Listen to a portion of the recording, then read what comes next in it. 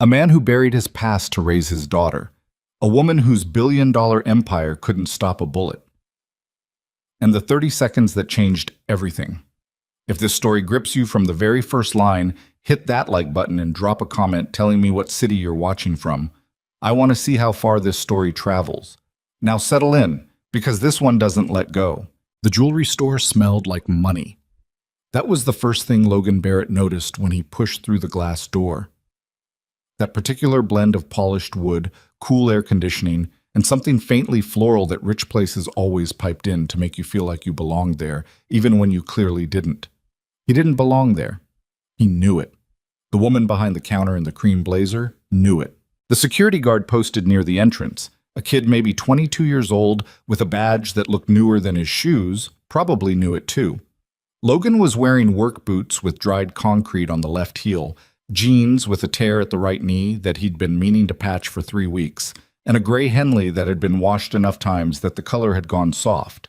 He had the hands of someone who worked outside, knuckles a little thick, a scar running along the base of his right thumb from a table saw incident 2 years back that he'd wrapped himself with electrical tape and kept working through because he'd had a deadline and a foreman breathing down his neck.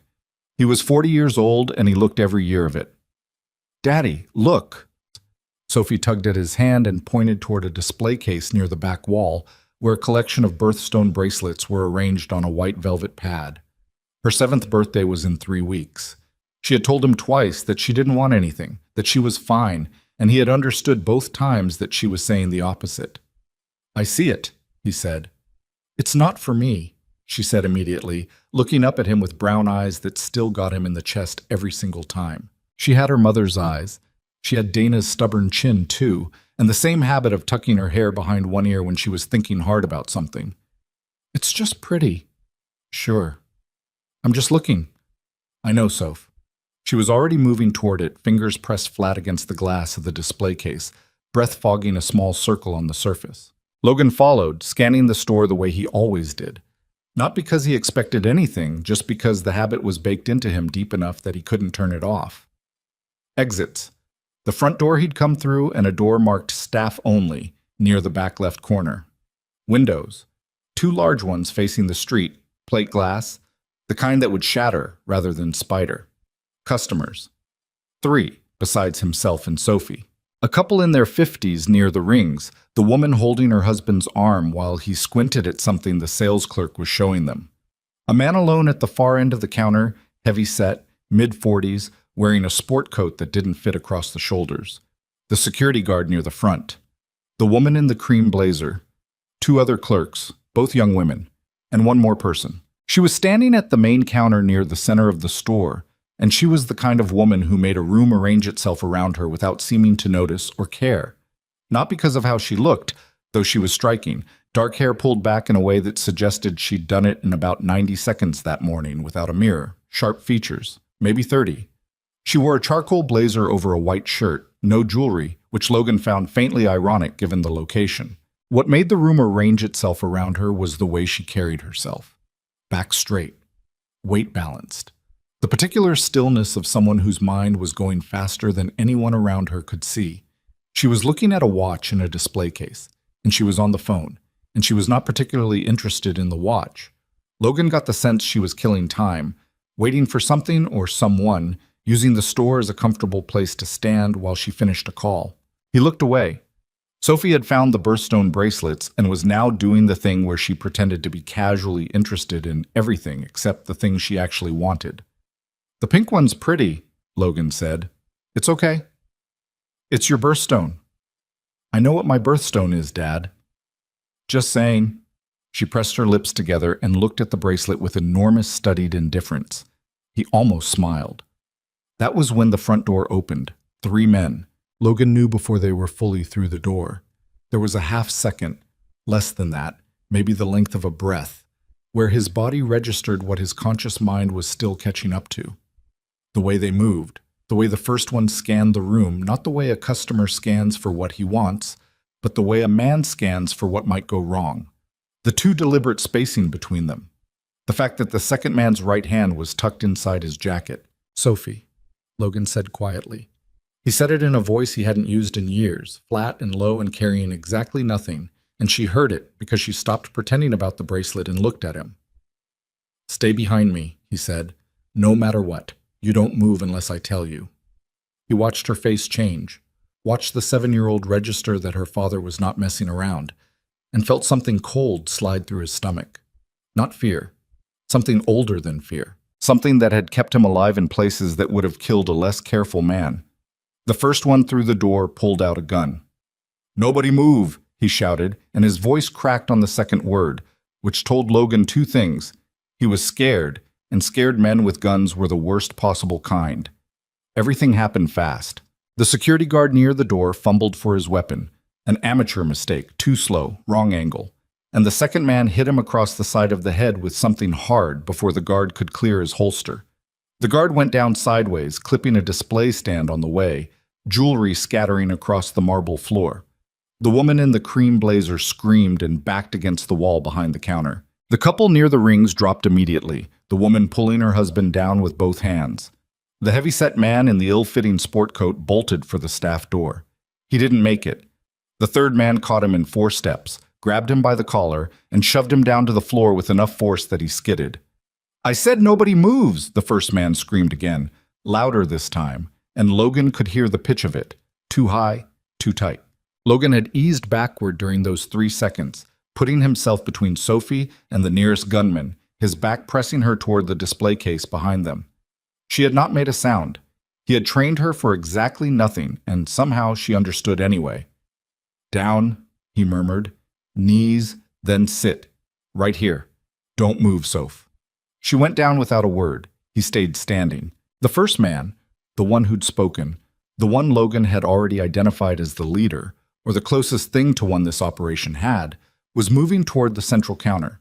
He had the gun up, a compact 9mm, held the way people hold guns when they learned from watching television instead of from someone who knew what they were doing. Wrist bent slightly, grip too tight.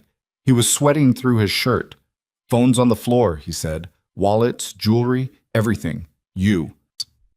He pointed the gun at the woman in the charcoal blazer, the woman Logan had noticed earlier, the one with the phone. "You. Here." She had already put the phone in her pocket.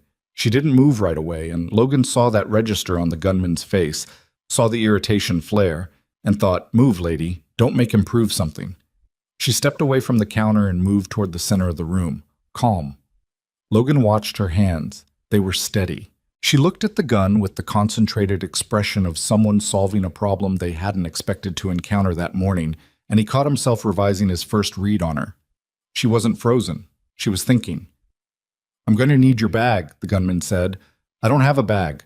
He stepped closer. "Your phone, then. Give me your phone." "All right." She reached slowly into her blazer pocket, drew out the phone, and held it out. That was when the second man, the one who'd taken down the security guard, who was now moving along the counter toward the back, knocked over a display stand. It wasn't intentional. He'd misjudged the distance. The stand hit the floor with a crash of glass and metal, and the first gunman spun toward the sound, arms swinging. The gun tracked across the room and centered on Sophie. It lasted less than a second. He'd flinched at the noise and his arm had swung by reflex, and he hadn't registered what he was pointing at yet. His hand was shaking. His finger was inside the trigger guard. Logan was already moving. He crossed the 6 feet between them in 2 steps, and he was not thinking. The thinking had turned off. Something older had turned on, something that ran on its own current and knew exactly what it was doing and did not need to confer with anything else. His left hand shot out and redirected the weapon, not grabbing it, not wrestling for it, but a precise outward deflection at the wrist that moved the barrel's line past him even as the gun went off, the crack of it deafeningly loud in the enclosed space. The shot punched through the display case behind him. Glass exploded. His right elbow came up and across into the gunman's jaw. The man dropped. Logan caught the gun on the way down. The whole sequence had taken less than 3 seconds. The second man spun from the counter, weapon rising. Logan put the display case between himself and the angle of fire, moving laterally, and said in a voice that carried completely, "I have your partner's gun. You shoot at me. I shoot back. Look at how I'm standing, and make a good decision." The second man looked at how he was standing. The silence in the store lasted about 4 seconds. "Put it down," Logan said. Not loud, not angry. The particular flatness of a man who is telling you something true.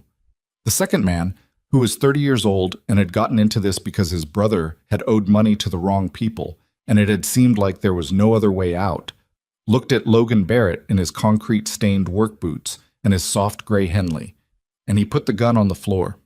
The third man near the staff door didn't need to be asked. He had his hands up before Logan turned around. Sirens. Somewhere in the distance. Logan stood there for a moment. The adrenaline was already flattening out, the way it always had, leaving behind a particular hollow feeling that he'd never found a good word for. Not regret, not relief. Something in between that tasted like metal. He looked at the woman in the charcoal blazer. She was staring at him. For the first time since he'd walked into the store, she looked like she'd been genuinely surprised by something. "Are you hurt?" he asked. She blinked. "No." "Okay." He looked away from her over his shoulder. "Sophie." "I'm here, Dad." Her voice was smaller than usual, but steady. She was still sitting against the base of the display case where he told her to stay, her knees pulled to her chest, both hands pressed flat on the floor. There was broken glass to her left, and she'd moved away from it with enough sense to go right, instead of standing up. He exhaled. "It's over," he said. "Come here." She was across the room and against his side in 4 steps, and he put his arm around her without thinking about the gun still in his other hand or the men on the floor or the sirens pulling closer. She pressed her face against his ribs. "You okay?" he said. "Yeah," she said into his shirt. "You did good. You stayed still. You told me to." "I know. I'm saying you did good." She didn't say anything for a moment. Then, "You shot the glass case." He shot the glass case. "The gun went off when I grabbed his arm." "Okay. I know what it sounded like. It was really loud." "It was," he agreed. "Tut." The police arrived in force, 2 squad cars, then 4, then a tactical unit that had clearly been in the area for something else, and redirected. Logan set the weapon on the floor before anyone came through the door and moved to the back wall with Sophie, hands visible. He had done this before. The process of transitioning from the person who'd handled the situation to just another person in the room when authority arrived. He was practiced at it. The first officer through the door was a woman named Reyes, according to her nameplate, and she read the scene fast. The 2 men on the floor, one unconscious, the third with his hands up, the security guard coming around holding the side of his head, the scattered jewelry, the shattered display case. She looked at Logan. "Sir, are you injured?" "No." "The firearm on the floor, that's yours?" "No, it belonged to the first man. I took it when he pointed it at my daughter." Reyes looked at Sophie, then back at Logan. "All right. I need you to stay with me. Can you do that?" "Yeah." He gave her his name. Logan Barrett, age 40, current address, an apartment complex on the east side of Millfield, 3rd floor, Unit 14. Occupation, construction foreman with Hendricks & Sons, been with them 4 years. She wrote it down. Previous military or law enforcement? The half-beat he took before answering was small enough that most people would have missed it. "Navy," he said. "A while back." "How long ago?" "I got out in 2018. She wrote that down too and moved on to the next question, and Logan watched the room. The couple from near the rings were being interviewed in the far corner. The heavy-set man was pressing a cloth to his forehead and talking to another officer in fast, low sentences. The 2 clerks were huddled together near the staff door. The woman in the charcoal blazer was standing with a detective Logan hadn't seen arrive. Older man, silver-haired, carrying himself like someone who'd worked in rooms like this for 30 years. She was talking to him calmly and clearly, and even from across the room, Logan could see her processing things in real time, not just answering questions, but curating information the way someone did when they were thinking 3 steps ahead. She glanced over at him once. He looked away. Sophie was sitting beside him on a bench near the wall, drawing on the back of a receipt she'd found in his jacket pocket. She did this. Carried herself through situations by going somewhere inside her head and making things on whatever surface was available. Logan had found drawings on napkins, on the back of hardware store receipts, on a paper bag once. She drew what she saw, but with adjustments. The store in her drawing had a cat in it. The cat was wearing a small hat. "You're drawing a cat," he said. "His name is Mr. Biscuit. He wasn't in the store." "I know. I'm improving it." He sat with that for a second. "Fair enough." They were held for over 2 hours. Standard procedure. Logan understood it and didn't fight it. He gave his statement twice, once to Reyes and once to a detective named Callahan, who had a coffee stain on his tie and asked sharper questions than his appearance suggested he would. Logan answered carefully and accurately, and when Callahan asked again about his military background and Logan said again that he'd been Navy and offered nothing more, Callahan wrote something down and moved to another topic. Sophie ate a granola bar that Reyes had produced from somewhere and finished her drawing. When Logan looked at the finished version, the cat was sitting in the center of the store, and there were small figures around it. One tall one, no features, just a tall shape with a gray shirt. One small one, hair tucked behind one ear. He didn't say anything about it. He was signing his witness form when a man in a dark suit appeared at the detective's shoulder and handed him a card. The detective read it, said something Logan couldn't hear, and pointed in the direction of the woman in the charcoal blazer. The suited man nodded and went to her instead. 5 minutes later, she was gone. The apartment on the east side of Millfield was exactly what it needed to be, and nothing more. Logan had rented it for that reason, not because he liked it, not because it had good light or a nice view, but because it was the kind of place that demanded no attention from the world. 3 floors, exterior staircase, a parking lot with enough cars that one more or one less never stood out. The apartment had 2 bedrooms and a kitchen that faced a wall, and the living room window looked out over the parking lot, which suited him fine. Sophie's room he'd made decent. He'd built her a bookshelf from pine and painted it white, and she'd filled it fast. She had a lot of books for a 7-year-old. She read the way some kids watched screens completely and for long stretches, and he'd never discouraged it even when the books were things she probably understood only partially. She figured it out. She always figured things out. His own room had a bed, a dresser, and a framed photograph of Dana on the nightstand. That was it. He made grilled cheese for dinner because it was Sophie's reliable favorite and because he needed the mundanity of it. The butter in the pan, the weight of the spatula, the particular domestic smallness of the thing. He'd stood in the kitchen of his apartment and needed to make something with his hands that wasn't a weapon. Sophie sat at the kitchen table and watched him cook. "Are you okay?" she asked. He flipped the sandwich. "Yeah." "You're being quiet." "I'm always quiet." "You're being more quiet than regular quiet." He put the sandwich on a plate and cut it diagonally the way she liked. Set it in front of her. Then he put his hands on the counter and stood there for a second. "It's been a long day," he said. She looked at the sandwich, then at him.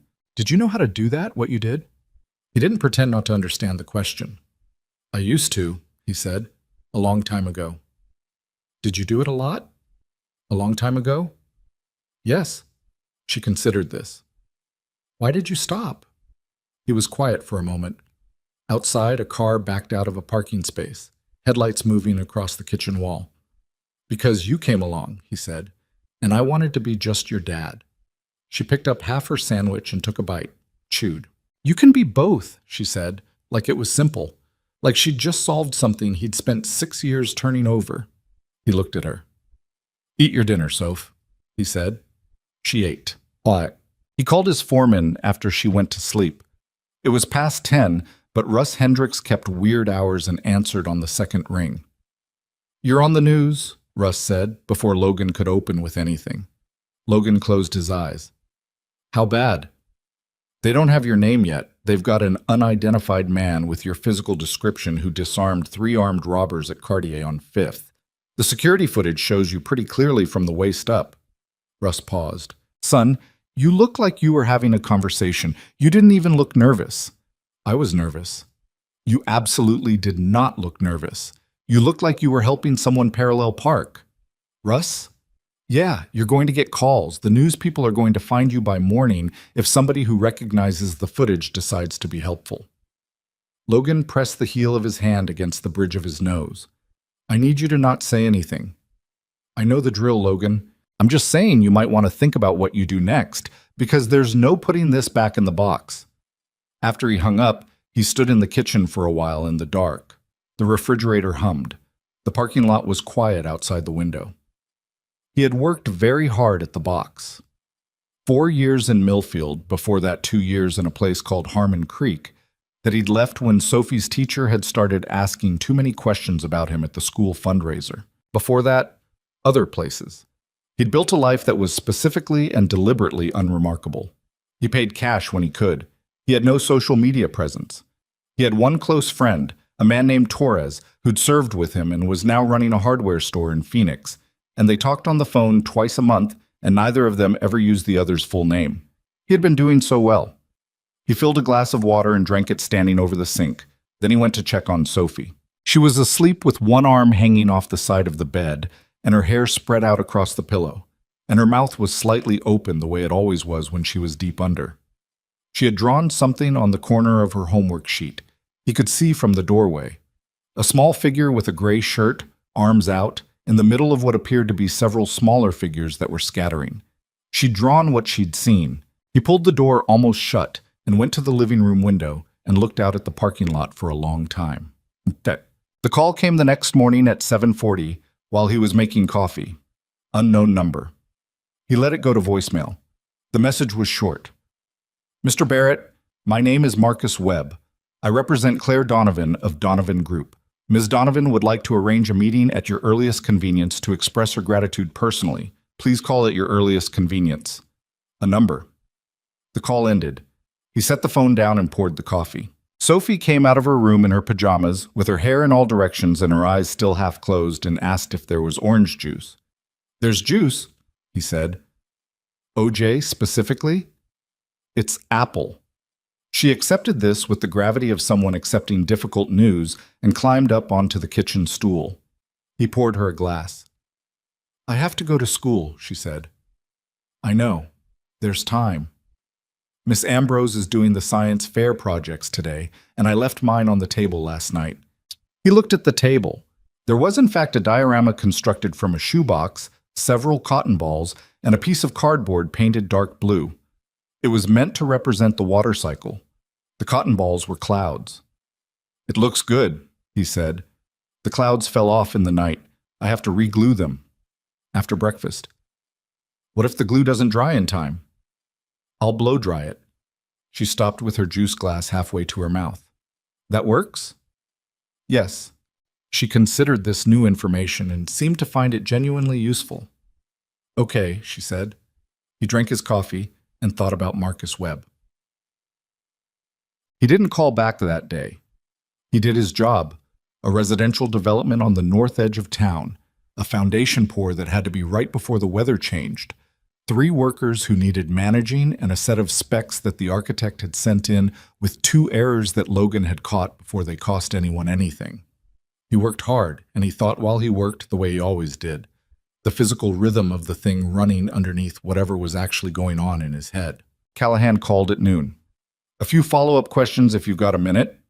Go ahead. The way you handled that situation yesterday, that wasn't basic military training. I was in for 10 years, Logan said. What unit? I was in the Navy, detective. SEAL? Logan was quiet for one beat. I was in for 10 years, he repeated. Callahan let the pause sit for a second. The 2 guys in the hospital are talking. They're saying they didn't understand what happened. One of them said it felt like the room moved and then he was on the floor. I redirected the weapon and used an elbow strike, Logan said. It's not complicated. For most people, it's extremely complicated. Callahan's voice carried no particular judgment. I'm going to ask you something straight, Mr. Barrett, and I'd appreciate a straight answer. Is there any reason we should be concerned about your security, you or your daughters? Logan stopped walking. He was standing on the edge of a concrete form and the sun was in his eyes and the question had landed somewhere between his shoulder blades. Why are you asking me that? Because the men involved in yesterday's robbery are not operating independently. We've got a third party we're looking at. When something like this happens in a city like this, and the people involved have the kind of connections these 3 have, we like to make sure the witnesses are thinking about their security. I'm thinking about it, Logan said. Good. You have my number. He stood there after the call ended. Across the construction site, one of his workers, a kid named Danny, 23, good instincts, hadn't developed the bad habits yet, was gesturing at a form wall with a question in his face. Logan raised a hand to signal he was coming and started walking, and kept his face neutral because he was on a job site and there were people watching. He thought, someone sent 3 men into that store for a reason. He thought, the woman in the charcoal blazer. He thought, she wasn't there to buy anything. He called Webb back that evening from the parking lot of the apartment complex, Sophie upstairs doing homework. The call was answered on the first ring. Mr. Barrett, thank you for returning my call. Who exactly is Claire Donovan? He knew. He'd looked her up at lunch on his phone, sitting in his truck. He wanted to hear how Webb described her. Ms. Donovan is the CEO of Donovan Group. We're a privately held investment and development firm with a focus on... I read the website, Logan said. I'm asking who she is. A brief pause. She's someone who was in a dangerous situation yesterday and would like to thank the man who made sure she walked out of it. Tell her she's welcome and I hope she has a better week. She'd like to do it in person. I understand. Tell her anyway. Mr. Barrett. Webb's voice shifted, professional to something slightly more direct. She's going to find you regardless. She has the means to do it, and she doesn't generally take no for an answer. I'm suggesting a phone call first might go better than whatever comes after. Logan looked at the parking lot. A neighbor was walking a dog at the far end, a woman he'd exchanged 3 words with in 4 years, which was exactly how he'd preferred it. Tell her Thursday, he said. Lunch, public place. Nothing fancy. I'll pass that along. I'll pick the place. Of course. He hung up and sat in the car for a moment. Then he went upstairs and helped Sophie with the last 2 math problems on her homework sheet, and they ate leftover soup for dinner, and he read to her for 20 minutes before she fell asleep. She was still in the phase where she let him do this, and he understood that the window was limited and tried not to think about it too hard. After, he sat in the dark in the living room and thought about boxes. Some boxes, once opened, could not be shut. He had always known this. He had spent years making choices specifically designed to prove it wasn't true. Now he sat in the apartment he'd chosen for its invisibility, in the city he'd moved to for its anonymity, in the life he'd constructed piece by piece from what had been left over after everything he'd lost. And he understood that yesterday's 30 seconds had done something he hadn't been able to undo since it happened. The footage existed. The call from Callahan existed. Marcus Webb existed. The men in the hospital who were talking to someone about something existed. Logan had been quiet for years. The world had found him anyway. He went to the window and looked out at the parking lot for a long time. The night was clear, and the sodium lights gave everything that particular amber tone that meant nothing was wrong and something might be anyway. A car he didn't recognize was parked 2 spaces from his truck. It had been there when he came home. It was still there. It might mean nothing. He stood at the window until 1 in the morning, watching it. It drove away at 1:15. He went to bed. He did not sleep for a long time. Thursday came. He chose a diner called Marcy's on the corner of Ash and 11th, a place he knew, a place with 4 exits counting the kitchen, a place where the tables were separated enough that a conversation couldn't be overheard, and a place where a woman in an expensive blazer would be mildly out of context, but not impossible. He arrived 12 minutes early and took the corner booth facing the door and ordered coffee and told the server he was waiting for someone. He was looking at the menu when she came in. She wasn't hard to spot. She dressed down. Dark jeans, a simple black top, no blazer this time. But there was still that quality about her, that particular frequency she operated on. She scanned the room the way Logan scanned rooms, which he noticed immediately. She found him in 3 seconds, which told him she'd been given a description. She crossed to the booth and sat down across from him. Mr. Barrett, she said. Ms. Donovan, he said. Up close, she looked tired in a specific way. Not the tired of bad sleep, but the tired of someone who carried things. There was a sharpness to her that hadn't dulled, but underneath it, he caught something that he recognized because he knew what it felt like from the inside. The particular strain of someone holding more than they were letting show. I wanted to say thank you, she said, without preamble. What you did was, I understand what would have happened if you hadn't moved when you did. The gun wasn't pointed at you, he said. She paused. It was pointed at your daughter. I know. Then you did it for her. I did it because it needed doing, he said, which was the truest thing he could say, and also the thing that was hardest to explain to someone who didn't understand how that kind of decision worked. There was no hierarchy to it. The gun was a threat. The threat had to be removed. Sophie was the immediate danger point, but his body had registered the whole room as the problem. Claire Donovan looked at him for a moment. Most people don't move, she said, when a gun is involved. Most people freeze or they run, and they hate themselves for it later, and I understand why they do it, and I probably would have done the same thing and you didn't. I've been in situations where freezing wasn't an option, he said. The Navy. He looked at her steadily. Webb did some research. I did some research, she said without apology. Though, I'll be honest, there wasn't much to find, which is interesting. He said nothing. The server came with her coffee and they both went quiet for the few seconds that required. When the server left, Claire wrapped both hands around the mug and looked at him with the direct, assessing quality of someone who was usually the most competent person in any room she was in and knew it and was trying to decide whether that was true here. You're not going to make this easy, she said. I'm not trying to make it anything, Logan said. You wanted to say thank you. You said it. I appreciate it. I also wanted to offer you something. You don't need to. I know I don't need to. There was a faint edge to it. Not anger, just the clarification of someone who was precise about the difference between what she needed and what she chose. I have a project, a large-scale construction coordination role. The man running it stepped down unexpectedly last week, and I need someone with real experience in both structural work and team management, not someone with a good resume and soft hands. She paused. I looked at your work history. The Meridian development last spring had structural problems in the original design that you caught and rerouted without stalling the project by a single day. That's not luck. Logan studied her. You're offering me a job. I'm describing one. Whether that becomes an offer depends on whether you're interested in the description. Why would a billion-dollar company hire a construction foreman they met during a robbery? She didn't flinch at the directness. Because the construction foreman disarmed 3 people in under 4 seconds and has a record that someone went to a lot of trouble to make unreadable. She held his gaze. I'm thorough, Mr. Barrett. Whatever you were before the framing construction company, I don't know what it is, and I'm not asking, but I'm also not pretending I didn't notice. He drank his coffee.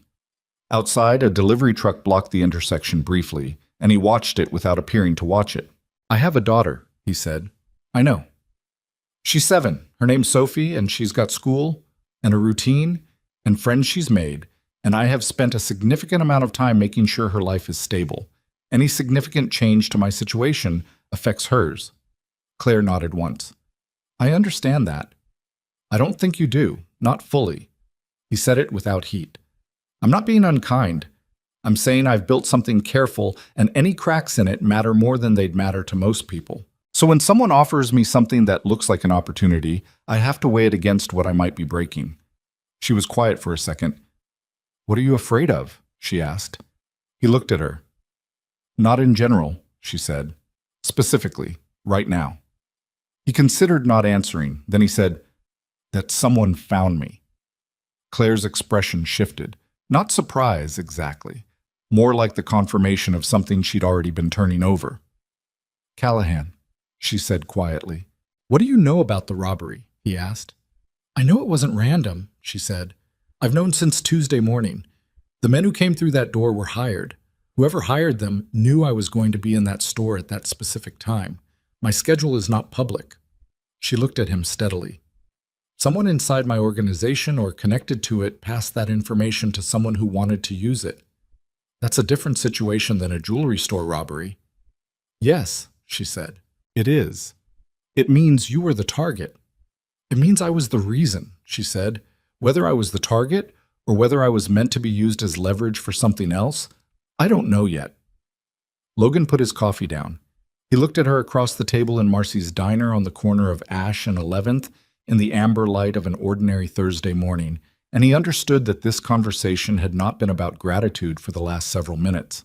You came here for more than a thank you, he said. She met his eyes. I came because you're the only person who was in that room who didn't freeze, and because I can't find out who you are, and because those two things together mean something that I haven't figured out yet." She paused. "I'm not trying to use you, Mr. Barrett. I'm trying to be honest because I think you'd see through anything else."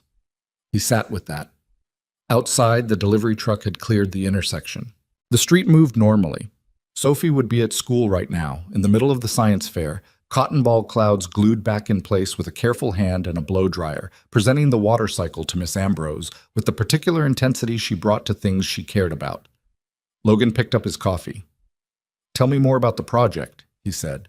Claire Donovan leaned forward slightly, and somewhere in the set of her expression, he caught something that wasn't relief exactly, but adjacent to it. The subtle release of a person who has been holding their breath and did not know how much until they stopped. "It's in the eastern sector of the city," she said. "Mixed-use development, 12 floors. We broke ground in March, but the structural coordination has been—" "Who's your current site supervisor?" "Man named Paletti. He knows the groundwork, but he can't read the framing specs fast enough to catch problems before they compound." "What's the timeline?" "We're 14 days behind on Phase 2. I want to recover 10 of them." "That's ambitious." "Most things worth doing are." He almost said something. Instead, he flagged down the server and ordered a refill, and Claire Donovan across the table tucked one foot under herself on the diner seat, the first unconsciously comfortable thing she'd done since she sat down, and pulled out her phone to show him the project files. He leaned in to look. The coffee came. Outside, the morning moved on. He took the job. He told himself it was practical. The Donovan Group project paid nearly double what Hendricks was giving him, and Sophie's school had a tuition gap coming up in the fall that he'd been quietly stressing about since February. He told himself it was the right move for the right reasons, and he half believed it, and the half he didn't believe he left alone. What he didn't tell himself, what he refused to examine too closely in those first few days, was that something in the conversation with Claire Donovan had shifted something in him. Not romantically, not yet, not even close to that. It was more specific than that and harder to name. It was the way she'd looked at him across that diner table and said, "I think you'd see through anything else." Not as flattery, not as manipulation, but as a plain statement of calibration. She had assessed him and adjusted accordingly, and he hadn't been assessed honestly in a long time. Most people looked at Logan Barrett and saw what he'd built for them to see. A quiet, competent man with a hard past he didn't discuss, steady at his work, good with his kid, not worth a second look. Claire had looked at exactly the same surface and seen the seams. He put in his 2 weeks with Russ Hendricks, who took it without drama, and told him the Donovan Group had a reputation for eating people and spitting them out restructured. "I'll keep that in mind," Logan said. "You probably won't," Russ said, and shook his hand. But the site on the eastern edge of the city was a 12-floor mixed-use development called the Meridian East Project, which Logan thought was an unimaginative name for a building that had decent bones underneath its coordination problems. He walked it on his first day with the site supervisor, a man named Paletti, who was 53 and had the build of someone who'd done physical work for 20 years before moving into management and hadn't fully reconciled himself to the desk that came with the title. He showed Logan around with the slightly defensive energy of a man waiting to be criticized. Logan didn't criticize, he asked questions. He walked the framing on the 3rd floor and spent 40 minutes with the structural specs in the site trailer and identified 2 sequencing errors that were going to cost time in Phase 3 if they weren't addressed now. "Those were flagged before," Paletti said. "Were they fixed?" "We were waiting on sign-off from the architect." "How long have you been waiting?" Paletti looked at a date on the sheet. 11 days. "I'll get the sign-off today," Logan said. Paletti studied him for a moment, recalibrating. "Webb said you were coming in above me on the org chart." "I'm not above you. I'm coordinating across the phases. You know this site better than I do, and I need that." Logan held his gaze. "I'm not here to tell you how to run your crew. I'm here so the left hand knows what the right hand is doing." The defensive edge didn't fully leave Paletti, but it softened by a degree or two. "All right," he said. Logan got the architect's sign-off by 3 in the afternoon. The architect, a nervous man named Gerard, had been sitting on the approval because he was worried about a liability question that turned out to be answerable in 20 minutes of direct conversation. Logan had the conversation, got the approval in writing, and sent it to Paletti before the end of the workday. Paletti texted back a single word: fast. Logan put the phone away and drove home to make dinner and help Sophie with homework, and the workday folded back into the thing it was supposed to be, a component of a life, not the life itself. He saw Claire twice in the first week and a half. Once on site, where she walked through with Webb and two investors and asked Logan precise, intelligent questions about the phase timeline that he answered precisely and she seemed satisfied with. The second time was in the building's main office, where he was dropping off revised specs and she was coming out of a meeting looking like she'd been in 3 rooms simultaneously for 6 hours. "How's Paletti?" she asked, stopping in the hall. "Good. He knows what he's doing. He was resistant when I first brought him on." "He came around," Logan said. "He just needed to know he wasn't being replaced." She looked at him with that direct, measuring quality. "Are you good at that? Making people feel not replaced?" "I'm good at reading what people actually need versus what they say they need," he said. "It's not the same skill as being reassuring." "No," she said. "It's better." She shifted the folder she was carrying. "Sophie, okay after last week?" He appreciated that she'd caught herself. Not after the robbery, not after the incident, just after last week, like it was a thing that happened and had been processed and put somewhere. "She's okay," he said. She drew a picture of it. That's one way to process things. She put a cat in the store that wasn't there, named Mr. Biscuit. Something happened to Claire's expression. Not quite a smile, more like the precursor to one, the moment just before the actual thing arrived. "That's healthy, I think, revising the narrative." "She improves everything she draws," Logan said. "I've never seen her draw something and leave it as is." Claire looked at him for a second longer than the conversation required. Then Webb appeared at the end of the hall and said her name with the tone of someone whose patience with a waiting room had limits, and she moved toward him. "Thursday," she said over her shoulder. "Site walk, 8 a.m. Bring the Phase 3 specs." "They'll be ready," he said. The call that changed the week came on a Wednesday. It was 2:47 in the afternoon and Logan was on the 3rd floor of the Meridian East site reviewing the steel reinforcement schedule with a subcontractor when his phone buzzed with a number he didn't recognize. He let it go. It buzzed again 30 seconds later with the same number. He stepped away from the subcontractor and answered. "Mr. Barrett." A woman's voice. Tight. Not panicked, but close. "This is Patricia Ambrose.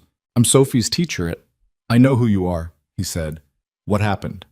It wasn't a question, and she registered that. "There was an incident outside the school at pickup time. A man approached Sophie in the front yard while she was waiting with the other students. One of our aides intervened and the man left, but she's a little shaken, and I thought you should come." Logan was already walking toward the site stairs. "Is she hurt?" "No, she's physically fine. She's inside with me. I'm 12 minutes away. Take your time, she's at 12 minutes, he said, and hung up. He made it in 9. So, Sophie was sitting in a chair in Miss Ambrose's classroom with a juice box she hadn't opened, her hands in her lap. She looked up when Logan came through the door, and something in her face shifted. The particular relief of a child who has been holding themselves together and can now, because a parent has arrived, afford to let go a little. He crouched in front of her. "Hey." "Hi, Dad." "You okay?" "Yeah." She didn't look it completely, but she was trying. "He didn't touch me. He was talking to me." "What did he say?" She looked at her juice box. "He said he knew you. He said you guys worked together a long time ago. He said he had a message." Logan kept his voice even. "Did he say his name?" "No. He said the message was, the quiet man should stay quiet." The classroom was very still. Miss Ambrose, standing near the window with both hands pressed together in front of her, was watching Logan's face with the careful attention of someone who expected it to tell her something about how afraid she should be. He did not let it tell her that. "Okay," he said to Sophie. "Let's go." "What does that mean?" Sophie asked. "What he said." "It means someone is trying to scare me," Logan said, "which means they don't know me well." She picked up her juice box and finally put the straw in. "Are we moving again?" He looked at her. The flatness of it, the resignation in those 4 words, the fact that she asked it without drama because she'd had to ask it before, that landed somewhere in his chest and sat there. "Not today," he said. "Let's get home."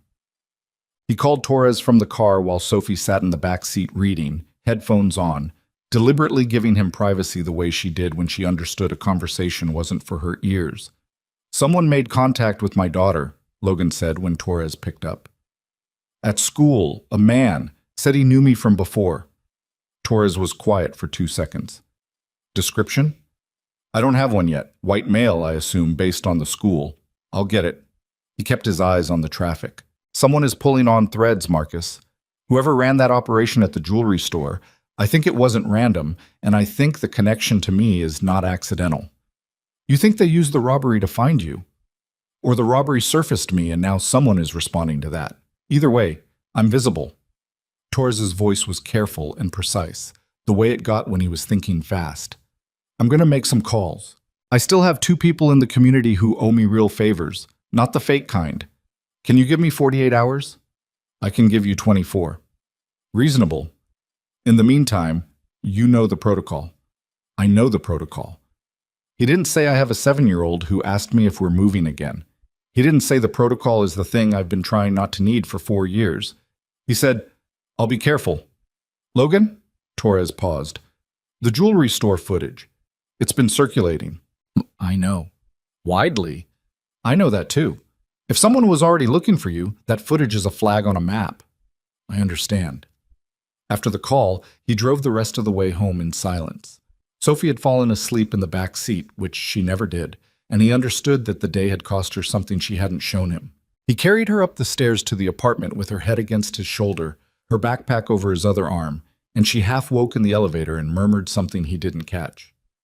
"I've got you," he said. She went back to sleep. He called Claire that night. He was not sure, until she picked up, whether he'd made the right decision. He'd gone back and forth on it for 2 hours after Sophie was in bed, back and forth between "this is her problem" and "I walked into it" and "she needs to know," and telling her pulls you deeper into something that has already put your daughter on a stranger's radar. In the end, the second argument lost, because he was already deep. The depth was not the question. The question was whether he was going to navigate it with information or without it. "Mr. Barrett," she said, picking up on the 3rd ring. She sounded like she'd been awake for some time, not groggy, working. "Someone approached my daughter at school today," he said. "Outside at pickup. A man. He said he had a message for me." The silence on the line lasted about 3 seconds. "What was the message?" He told her. Another silence, longer. He could hear her thinking, which was not a thing most people's silences conveyed, but hers did. "You think it's connected to what happened at the store," she said. "I think it's connected to you," Logan said. "Specifically, I think whoever has a problem with you ran that robbery as an operation, and the footage of me handling it surfaced my identity to someone who already had a file with my name on it." He paused. "That's a significant coincidence stack, Ms. Donovan." "I don't believe in significant coincidence stacks." "Neither do I." Her voice was quiet and had something in it he hadn't heard before. Not guilt, but the adjacent thing, the awareness that a decision she made had produced consequences for someone outside herself. "Your daughter wasn't hurt?" "No." I'm sorry, Mr. Barrett. I want to be clear that whatever resource I have available to address this, it's available. I have a private security team. Tell me about your private security team," he said, which was a different kind of conversation than she'd intended, and she understood that. "Garrison Security. I've been with them for 3 years. Head of detail is a man named Farrow, former Secret Service." "How many people currently have access to your schedule?" 7, maybe 8 with the new infrastructure hire. She paused. "You think it's someone inside?" "You already thought that. You said so at the diner." "I said someone passed information about my location. I said that on Tuesday. By Wednesday, someone went to your daughter's school. That's fast, Mr. Barrett." "Yes," he said. "It is." "That means whoever this is, that they're not just opportunistic. They had resources ready to move." He was standing at the kitchen window again, looking at the parking lot, which had become a habit that he didn't love but couldn't seem to stop. The unfamiliar car had not returned.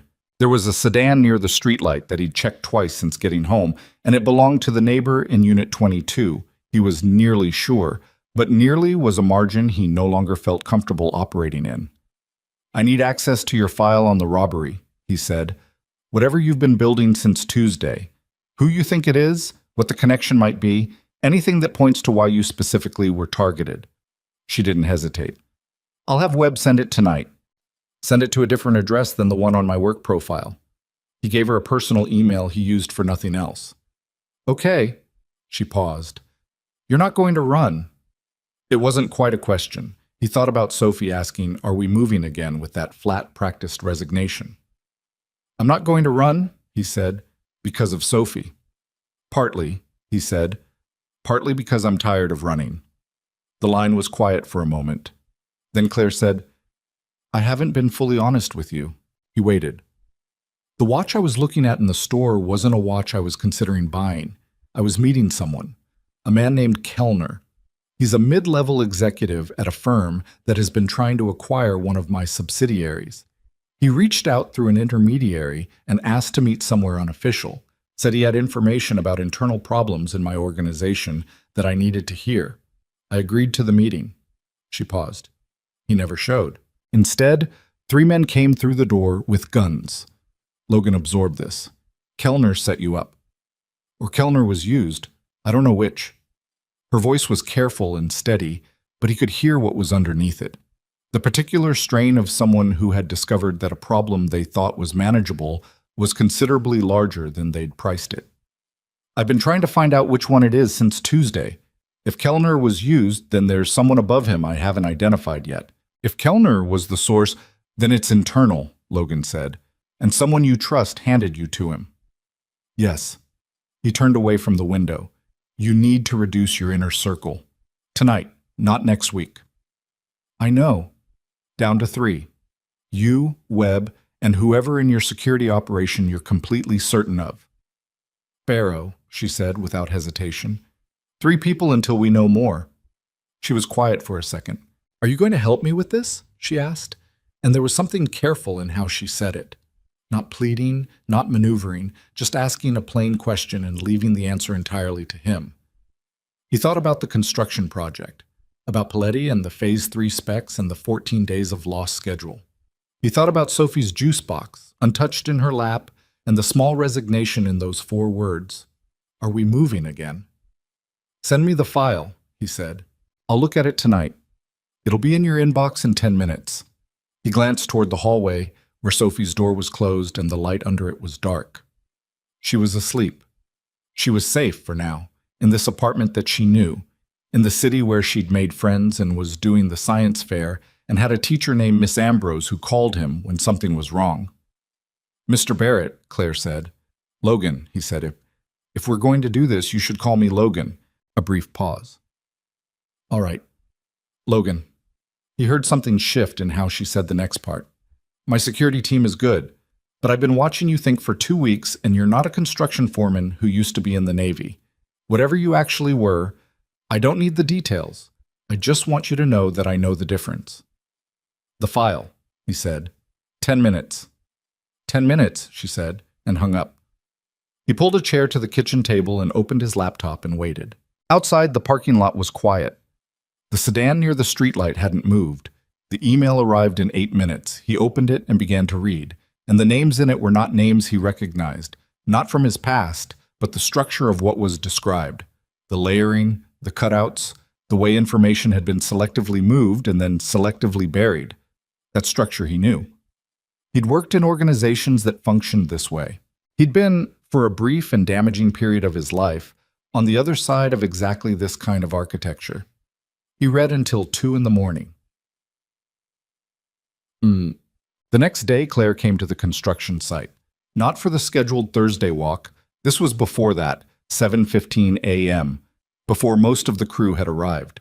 She pulled up in a dark car with Pharaoh driving and walked across the site in boots that were slightly wrong for the terrain and met Logan near the site trailer without any preamble. "I found something last night," she said. "So did I," he said.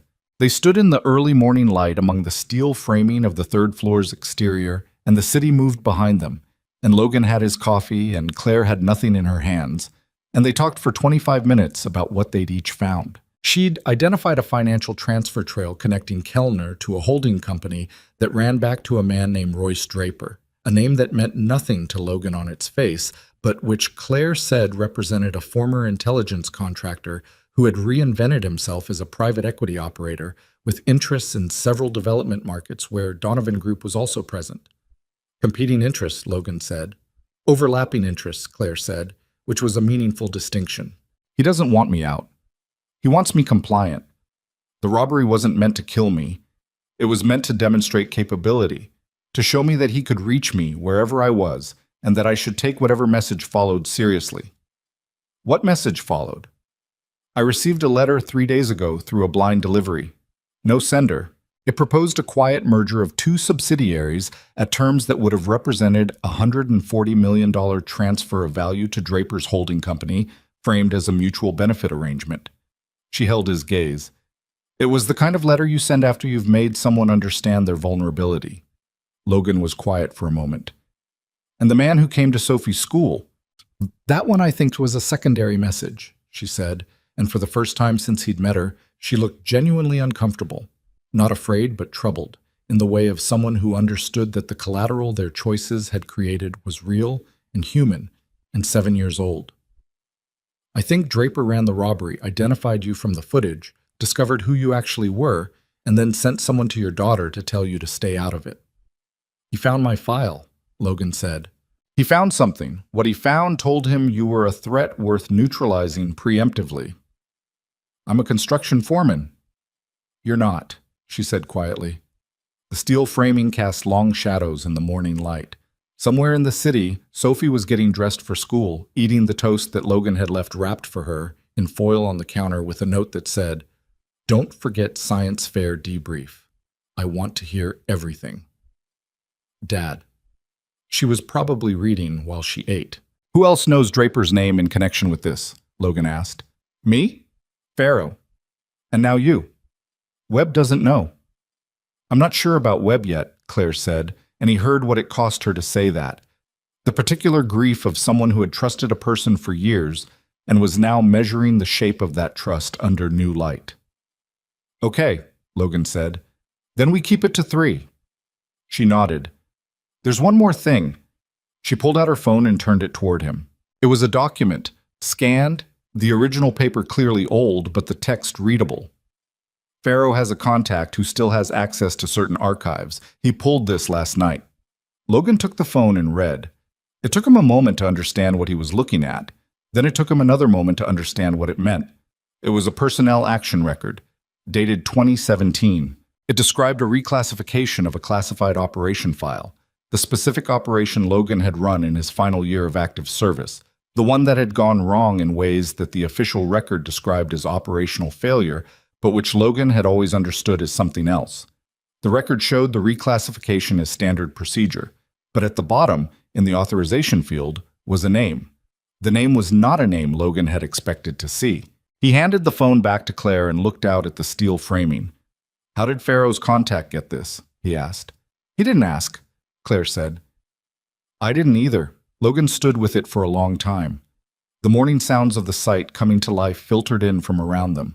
A truck backing up, voices, the distant sound of a saw somewhere. Normal sounds. The sounds of a day beginning that looked from the outside like any other day. The name at the bottom of that document, he said. That's not Draper. No, Claire said. It's not. That's someone much higher. Yes. He looked at her. She looked back at him with the steadiness of someone who had understood since last night that the problem was larger than she'd originally priced it, and had made her peace with that, and was still standing here in boots that were slightly wrong for the terrain at 7:15 in the morning on a construction site, because she had decided that standing here was the right thing to do. Draper isn't running this, Logan said. He's a mechanism. Someone above him found me on that footage and made a phone call, and Draper moved. That's what I think, she said. He pressed his thumb against the scar on his right hand. The table saw scar, the marker of the life he'd built over the top of the one he'd tried to leave behind. I need to make a call, he said. My own contact.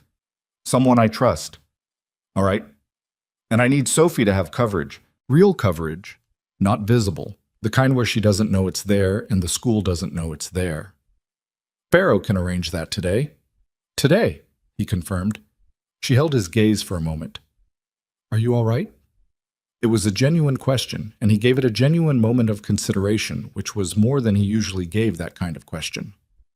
I've been here before, he said. Not this exact version, but the shape of it. He looked at the framing around them. The difference is I had nothing to lose then. I fought like that, like nothing behind me mattered. And now? He looked back at her. Now everything behind me matters, which means I need to be smarter than I was then, not just faster. Claire held his gaze, and in the particular quality of her silence, he caught something he hadn't expected from her. Not pity, not admiration, but something quieter than either. The recognition of someone who understood. At some level she probably hadn't examined what it cost a person to be willing to lose everything for something small and irreplaceable. Then let's be smart, she said. He nodded once and pulled out his phone to call Torres, and the morning moved on around them, and the steel framing of the Meridian East building cast its long shadows across the ground, and the city was full of ordinary people having ordinary days, and neither of them was one of those people anymore, and they both knew it, and neither of them said so. Torres called back at 11 that night. Logan was sitting at the kitchen table with the file Claire had sent and a legal pad where he'd been drawing connection maps the old way. By hand, pen on paper, the way he'd been taught, when the assumption was that anything digital could be read by the wrong person. Sophie had been asleep for 2 hours. The apartment was quiet except for the refrigerator hum and the occasional sound of traffic from the street below. I made my calls, Torres said, without greeting. You're not going to like what I found. Tell me. The operation, the one from 2017, the one that burned, it wasn't just reclassified. The original after-action report was altered, specifically the section on intelligence sourcing. Someone removed 2 pages and replaced them with a sanitized version. The original pages described a source inside the operation who had been feeding target information to a third party before the mission went live. Logan set down his pen. A leak. Before we even went in. Before you went in, the target knew you were coming. The ambush wasn't opportunistic. It was prepared. Torres paused. 3 of your people died in that ambush, Logan. I know how many died. The altered report attributed it to faulty terrain intelligence. That's what went into the official record. That's what your commanders saw. That's what the review board used when they concluded the operation failed due to planning error. Logan was very still. The name on that authorization document that Claire's guy found, he said. I need to know if it connects to the source. That's the part you're not going to like, Torres said. The name on the authorization, Deputy Director Harlan Voss. He was mid-level in 2017, but he had oversight of the program your operation ran under. He's not mid-level anymore. He was confirmed as acting director of the National Clandestine Service 8 months ago. The kitchen felt smaller than it had a minute ago. He's the one who altered the report, Logan said. I can't prove it directly, but the timeline fits and the authorization trail runs through his office at every significant junction. Someone wanted the leak buried and the operation failure attributed to bad planning rather than betrayal, and Voss had both the motive and the access to make that happen. Why now? Logan said. It's been 8 years. Why is he moving now? Because you surfaced, Torres said simply. You were a ghost for 4 years. The footage from the store put you back in the world. And if you're back in the world, you're a liability. A living person who was in that operation and who could, if he started asking questions, eventually find what Pharaoh's contact just found. Logan looked at the legal pad. The connection map on it suddenly had a different center than it had an hour ago. Draper's Voss's cutout, he said. Draper has done contract work for Voss's office going back to 2019. That's not classified. It's buried in procurement records, but it's there if you know what to look for, and someone pulls the thread. Torres's voice was careful and direct. Logan, this is not a corporate dispute. This is a man with significant institutional authority who's already demonstrated he will burn people to protect himself. If he knows you're connected to Claire Donovan and that she's been pulling on the same threads, he knows, Logan said. He has to know. If he had the resources to find me from the footage, he's watching her too. The silence on the line had a particular weight to it. "You need to move," Torres said. "Not permanently. But you need to get Sophie and Claire somewhere that isn't on any profile connected to either of you, and you need to do it before he decides that a problem is easier to eliminate than to manage." After the call, Logan sat with the legal pad for a long time. Then he got up and went to Sophie's room and stood in the doorway, the way he did when the world got too big and he needed something to measure it against. She was sprawled sideways across her bed, one arm hanging off the edge, mouth open. She'd fallen asleep with a book on her stomach, a library book about deep-sea creatures, which she'd been reading obsessively for 2 weeks because she'd seen something about bioluminescent fish on a school computer and decided she needed to understand everything about it. He stood there for a while. Then he went back to the kitchen and called Claire. Well, she didn't argue about moving.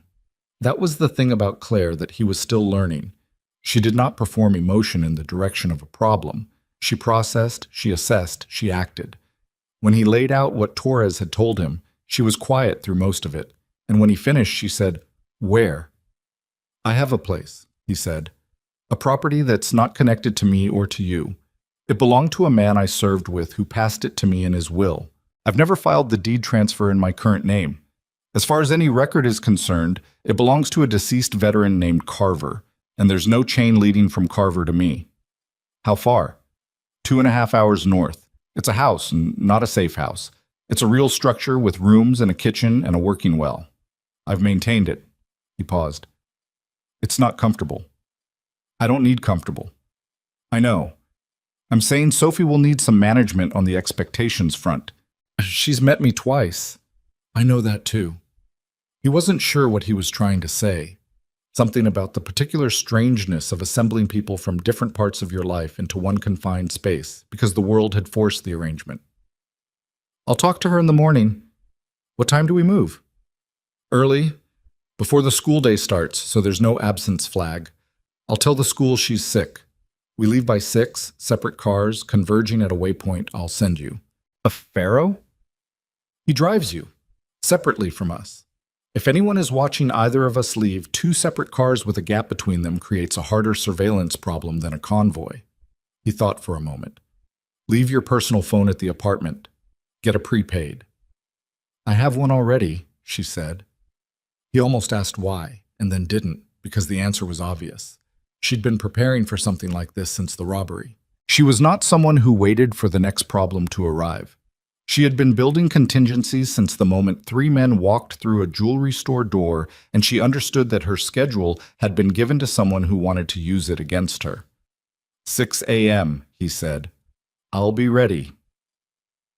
"Chained," he told Sophie at 5:30, while she was still half asleep and eating cereal at the kitchen table.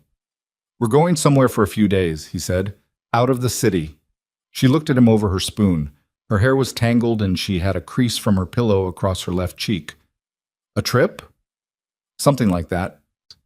She read him the way she'd always read him, with the particular accuracy of a child who had grown up with a parent who chose his words carefully and had learned to hear the space around them. "Is it because of the man at school?" "Partly." "Is Claire coming?"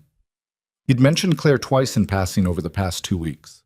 Once when explaining the new job, once when Sophie had found a business card in his jacket pocket and asked about it with forensic interest. "Yes," he said. "Her and someone who works for her." Sophie considered this while eating her cereal. "Does she know about the house? The one with the well?" He'd taken Sophie to the Carver property once, 2 summers ago, for a long weekend. She'd been 5 and had found the hand pump well to be the most interesting technological innovation she'd ever encountered. She'd pumped it for 40 minutes straight. "She will soon," Logan said. "Does she know about you? Like, the real about you?" He looked at his daughter. "What's the real about me?" "That you used to do dangerous things and you're trying not to anymore." She said it matter-of-factly, the way she said most things. Not cruel, not sad, just accurate. "She has a sense of it," he said. Sophie ate the last of her cereal. "I like her," she said, "from the times I've seen her. She doesn't talk to me like I'm little. You're not little. A lot of adults don't know that." She slid off the stool and took her bowl to the sink. "Okay, I'll pack. Pack for a week. Bring your books." Obviously, she said, and went to her room. The Carver property sat at the end of a dirt road off a county route that didn't appear on standard mapping applications. The house was a one-story structure, solidly built from materials that had aged well: wood frame, metal roof, deep porch facing west. Behind it, through a stand of pine and birch, a creek ran shallow and clear. The nearest town was 11 miles and had a gas station, a diner, and a post office that was open 3 days a week. They arrived at different times. Logan and Sophie first, 40 minutes before Claire and Pharaoh. He unlocked the house, turned on the water main, got the generator running, and had coffee brewing by the time headlights came up the dirt road. Pharaoh was a compact, watchful man in his mid-40s who took in the property with the systematic visual sweep of someone assessing a perimeter. He shook Logan's hand with a firm grip and minimal words and immediately walked the exterior. Logan appreciated this. Claire stepped out of the car and looked at the house for a moment, then at the tree line, then at the sky, which was still doing the last of sunrise, pink and gray and clean. She looked tired in a real way now, not the managed tired of the diner, but the kind that came from a night of making hard decisions and not sleeping enough afterward. Sophie appeared in the doorway. "There's a well," she announced. Claire looked at her. "A real one?" "Hand pump. You're going to like it." Something crossed Claire's face, the actual smile this time, not the precursor. It changed her completely, briefly, before the situation folded back over the top of it. "I believe you," she said. They spent the first day establishing the basics. Pharaoh took the second perimeter check and identified 2 approach angles that needed monitoring. Logan agreed with his assessment, and they set up a rotation between them for overnight watches without discussing it as a formal arrangement, just 2 people who understood what needed doing and divided it sensibly. Claire set up a secure laptop connection using a protocol her tech team had configured before they left, and spent 3 hours going through financial records with the systematic focus of someone dismantling a building from the foundation up. Sophie read her deep-sea book and drew things and asked Pharaoh at one point whether he had ever been in a submarine, which he had, briefly, and they had a 20-minute conversation about it that seemed to genuinely interest them both. Logan cooked. He made chili from canned goods and dried beans because the kitchen was stocked for exactly this kind of situation. Not lavishly, but practically, the way he'd maintained it. He didn't think of it as cooking for other people. He thought of it as a task that needed doing, like the generator and the perimeter.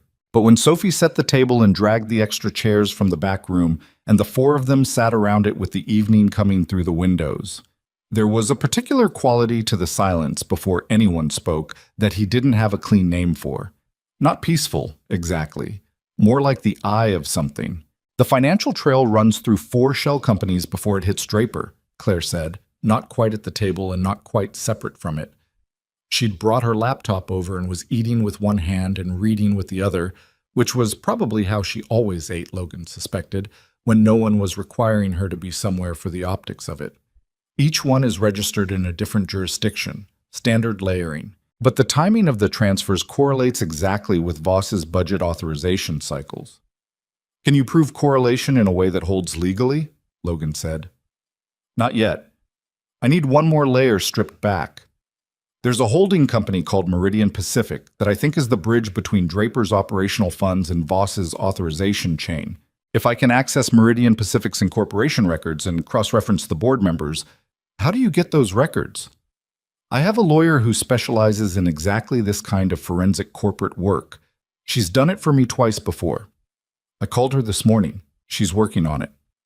Sophie looked up from the book she'd been reading beside her bowl. "What's a shell company?" "A company that exists on paper but doesn't actually do anything," Claire said, without the slight adjustment that most adults made when a child entered a conversation. "It's used to move money around without anyone being able to see where it's coming from or going. Like a fake name. Very much like a fake name." Sophie thought about this. "Dad has a kind of fake name." The table went briefly quiet in a specific way. "She means my work history has some gaps in it," Logan said. Sophie looked at him with the mild patience of someone enduring an imprecise description. "You told me your real name isn't the one on the mailbox. I told you that when you were 5 and you were not supposed to retain it." "I retain everything," she said, and went back to her book. Pharaoh, across the table, was making a very deliberate effort to look at his food. Claire looked at Logan for a moment with something that was not quite amusement and not quite anything else. A complicated expression that he didn't have time to interpret before she returned to her laptop. Meridian Pacific, she said. If the board members have any overlap with Voss's known associates, that's the connection we need. Torres can cross-reference names through back channels, Logan said. Send me the list when you have it. She nodded and went back to work, and they ate. And outside the window, the last of the light left the sky, and the pine trees went dark, and somewhere down the road a nightbird made a sound that carried clearly in the absence of city noise.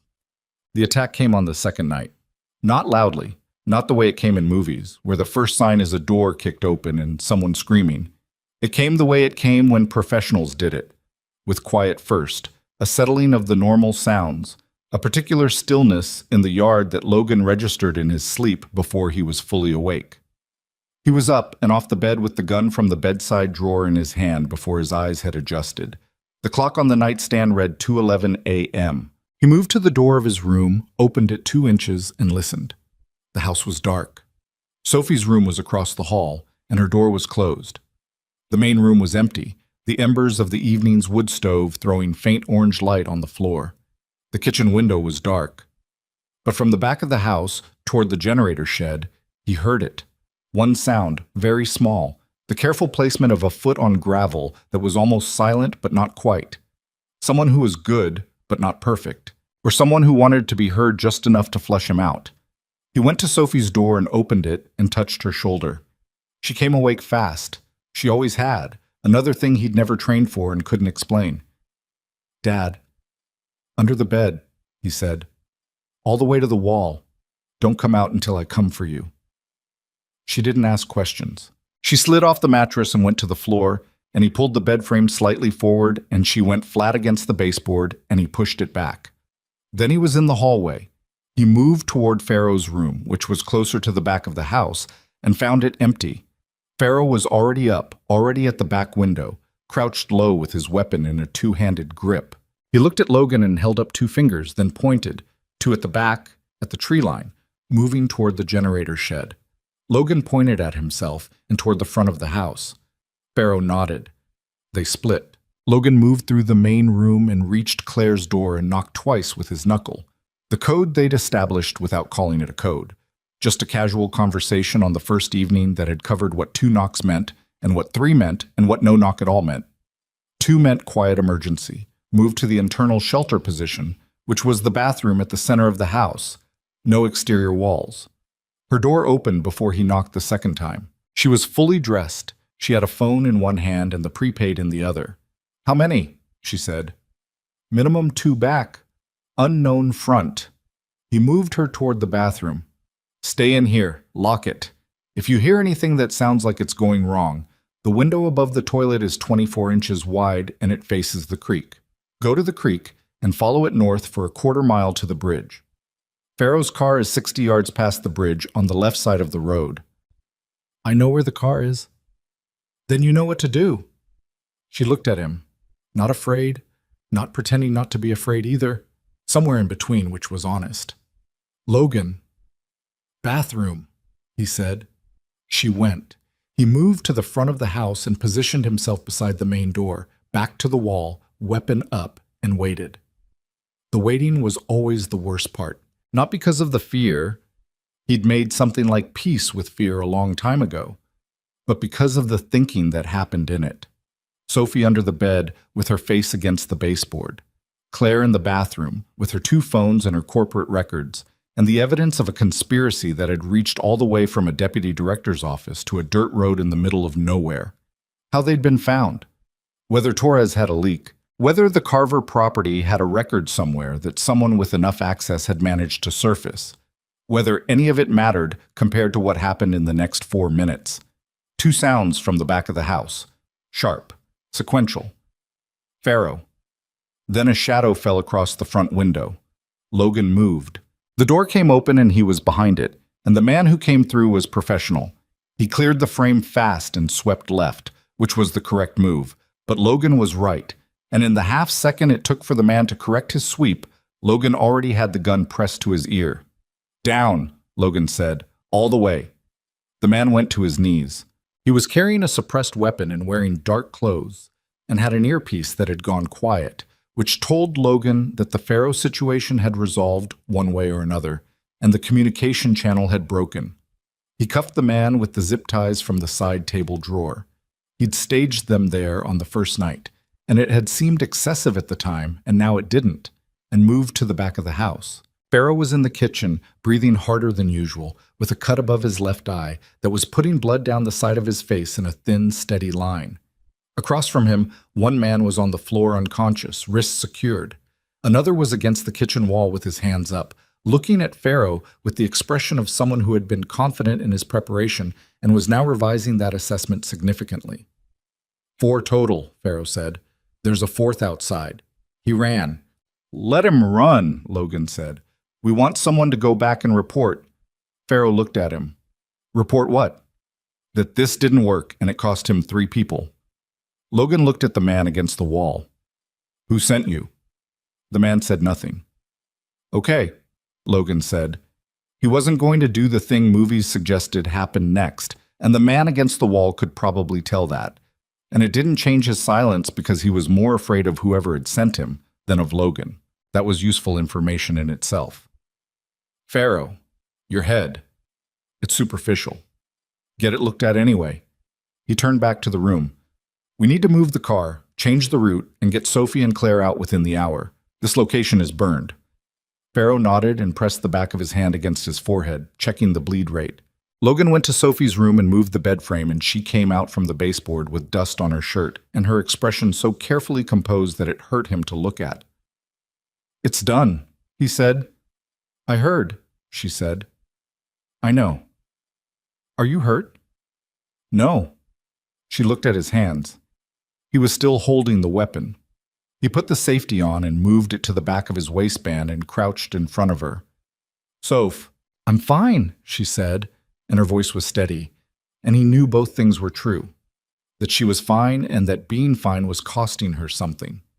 She was 7 years old, and she had been pressed against a baseboard in the dark, listening to the sounds of her father doing the things she knew he could do but had never fully heard. I'm sorry, he said. She pressed her lips together. Then she put both arms around his neck, and he held her for a moment in the dim light of her room, and he could feel her trying not to shake, and then just shaking slightly, which was honest and which was okay. Are we going to be okay? She asked into his shoulder. Yes, he said. Not because he was certain, but because he understood the difference between what she was asking and what she was asking. She wasn't asking for a tactical assessment. She was asking if he was still her father, still the person who put his arm around her and meant it, and was not going to stop. The answer to that was yes, without qualification. He felt her breathe out slowly. Okay, she said. Where are we going? I don't know yet. Somewhere safe. With Claire? Yes. She pulled back and looked at him. Her eyes were red-rimmed but dry. She didn't scream, Sophie said. When it happened. I thought she might, but she didn't. She didn't, Logan agreed. That's good, Sophie said, with the authority of someone delivering a verdict. I think she's a real person. He stood up. Let's pack. Claire was in the kitchen when Logan came through, helping Pharaoh with the cut above his eye, using the first aid kit from the cabinet under the sink. She'd found it in the dark without asking where it was, which meant she'd cataloged the house on the first day. Logan noticed this and filed it. She looked at Logan over Pharaoh's shoulder. Sophie okay? She's packing. He looked at the 2 men secured on the floor. The 4th one ran. He'll report back within the hour. We have maybe 90 minutes before whoever sent these people decides on next steps. Where do we go? I have 2 options. One is a motel chain, cash payment, rotating rooms, standard evasion. The other is to stop running. He held her gaze. If we're in the field, they have the initiative. They can keep sending people. We can keep moving, but Sophie can't live in motels indefinitely, and every move creates exposure. You're saying we take the initiative back, Claire said. I'm saying you've been building a case for 6 days and Torres has been pulling threads from his end, and if there's enough there, enough that can be handed to someone who can make it undeniable, Then the play is to use it before they neutralize the ability to use it. Claire finished taping the bandage above Pharaoh's eye and stepped back. She looked at her hands, then at Logan. "My forensic attorney called this afternoon," she said, "while you were on the perimeter walk. Meridian Pacific's board has 3 members. One of them is a woman named Sorensen, who served as Voss's deputy chief of staff from 2016 to 2019. Logan was very still. "That's the bridge," he said. "That's the bridge," she confirmed. "Sorensen connects Voss to Draper through Meridian Pacific. If we have the transfer records, the altered after-action report, the Sorensen connection, and Torres's procurement overlap, that's not a theory. That's a documented conspiracy spanning 8 years that includes 3 deaths from your operation and an attempted assassination tonight." "It has to go to the right people," Logan said. "If it goes to anyone inside Voss's chain, it disappears." "I have a contact at the Senate Intelligence Oversight Committee," Claire said. "I've been careful about him for 3 years. Never used the relationship, never asked for anything. I was keeping him for something I genuinely needed." She paused. "This qualifies." Pharaoh stood up from the chair, tested his balance, and picked up his weapon from the table. "I can drive," he said to both of them.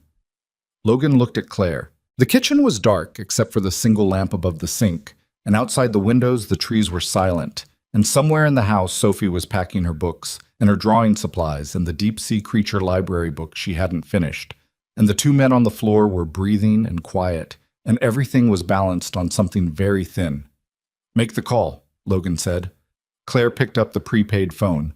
He went to help Sophie pack and thought about the name at the bottom of that authorization document, and about 3 men who had died in a prepared ambush 8 years ago because someone in an office had decided they were expendable, and about what it meant that he was still alive and still angry and had stopped running and had people around him who were not going to scatter. He'd spent 4 years building a life that demanded no attention from the world. The world had paid attention anyway. He was done apologizing for existing. They drove through the rest of the night. Pharaoh took the first shift behind the wheel of Claire's car, and Logan followed in his truck with Sophie asleep in the back seat under a blanket she'd pulled from her bag without being asked. She'd been asleep within 20 minutes of leaving the Carver property, which was either a sign of genuine exhaustion or the particular resilience of a child who had learned to rest when rest was available because she couldn't always predict when it wouldn't be. Logan suspected both were true. He drove and thought. The 4th man, the one who'd run, would have reported back by now. Whoever had sent the team to the Carver property would know the operation had failed, and 3 of his people were in zip ties on a farmhouse floor waiting for a county sheriff to find them in the morning, which Logan had arranged via an anonymous call from a gas station payphone 40 minutes out of town. He wasn't interested in what happened to the 3 men. He was interested in what the failure would do to Voss.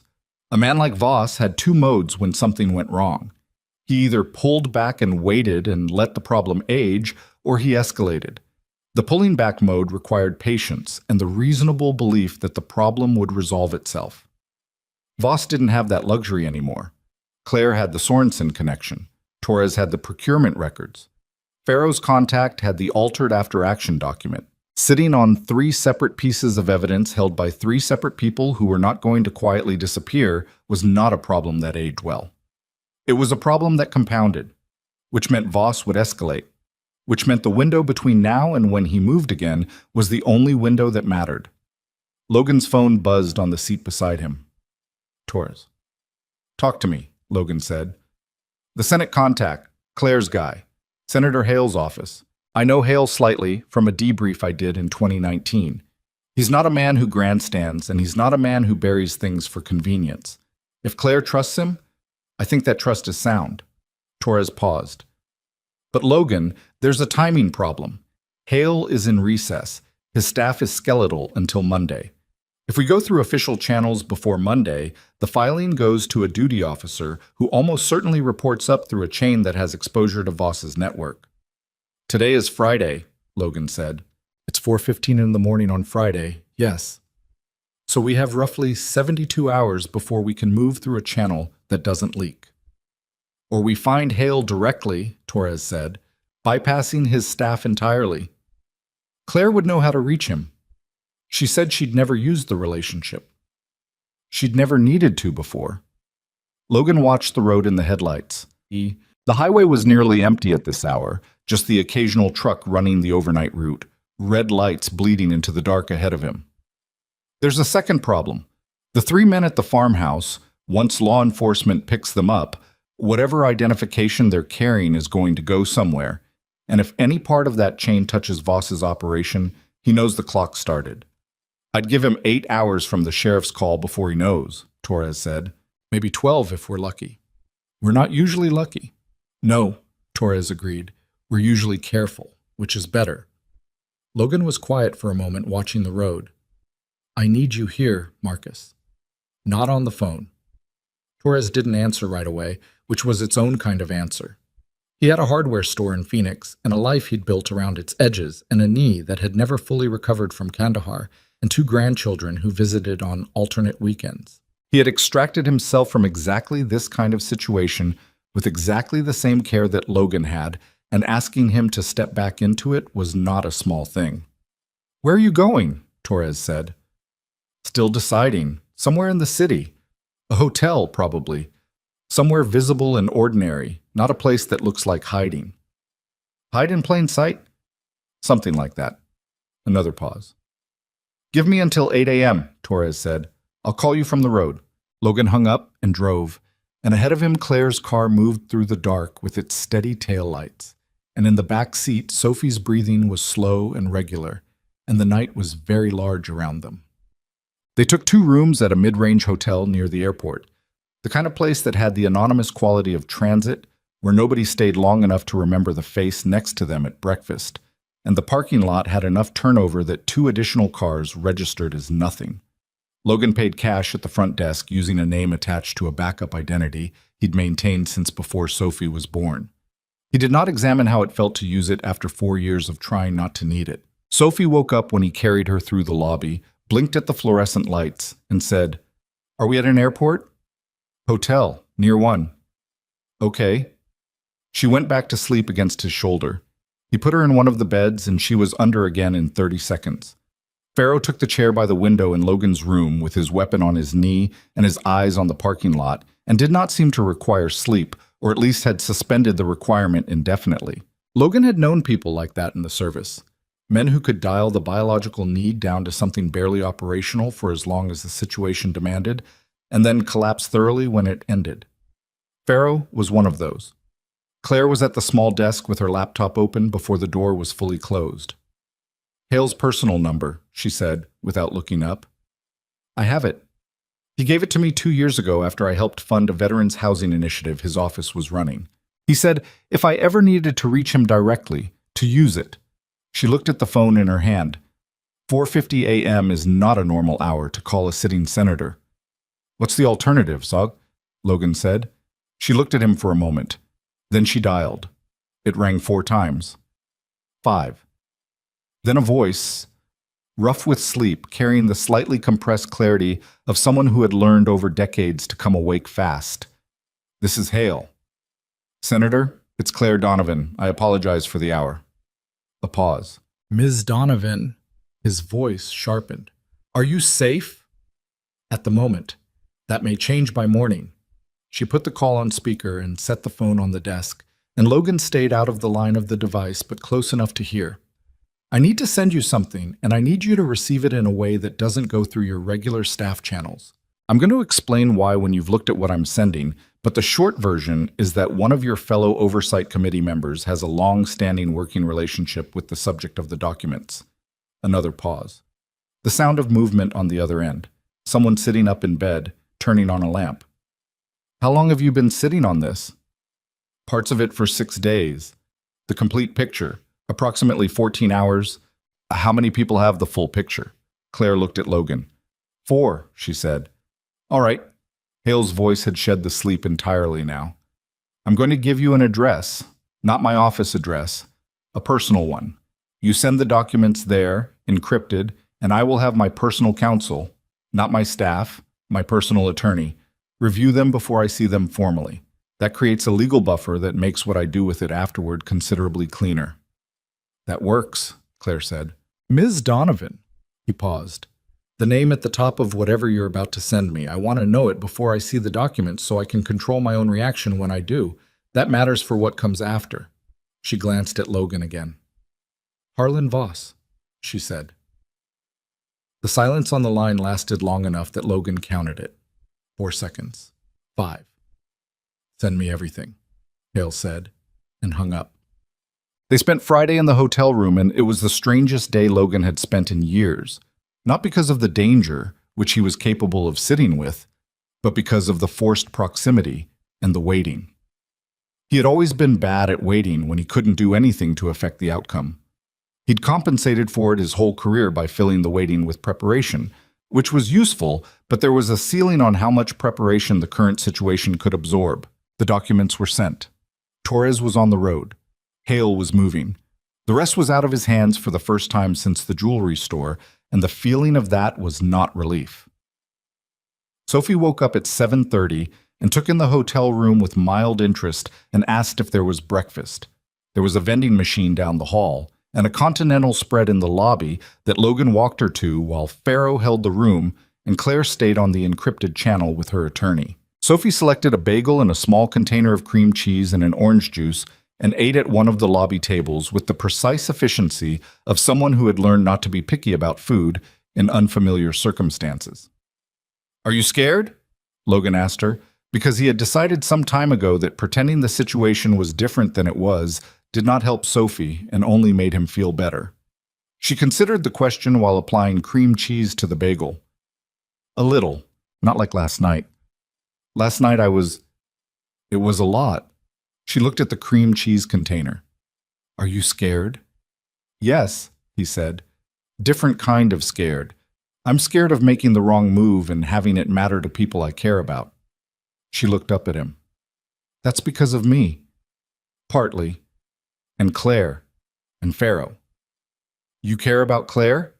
She asked it with the guilelessness of a child asking a factual question. No subtext, just genuine inquiry.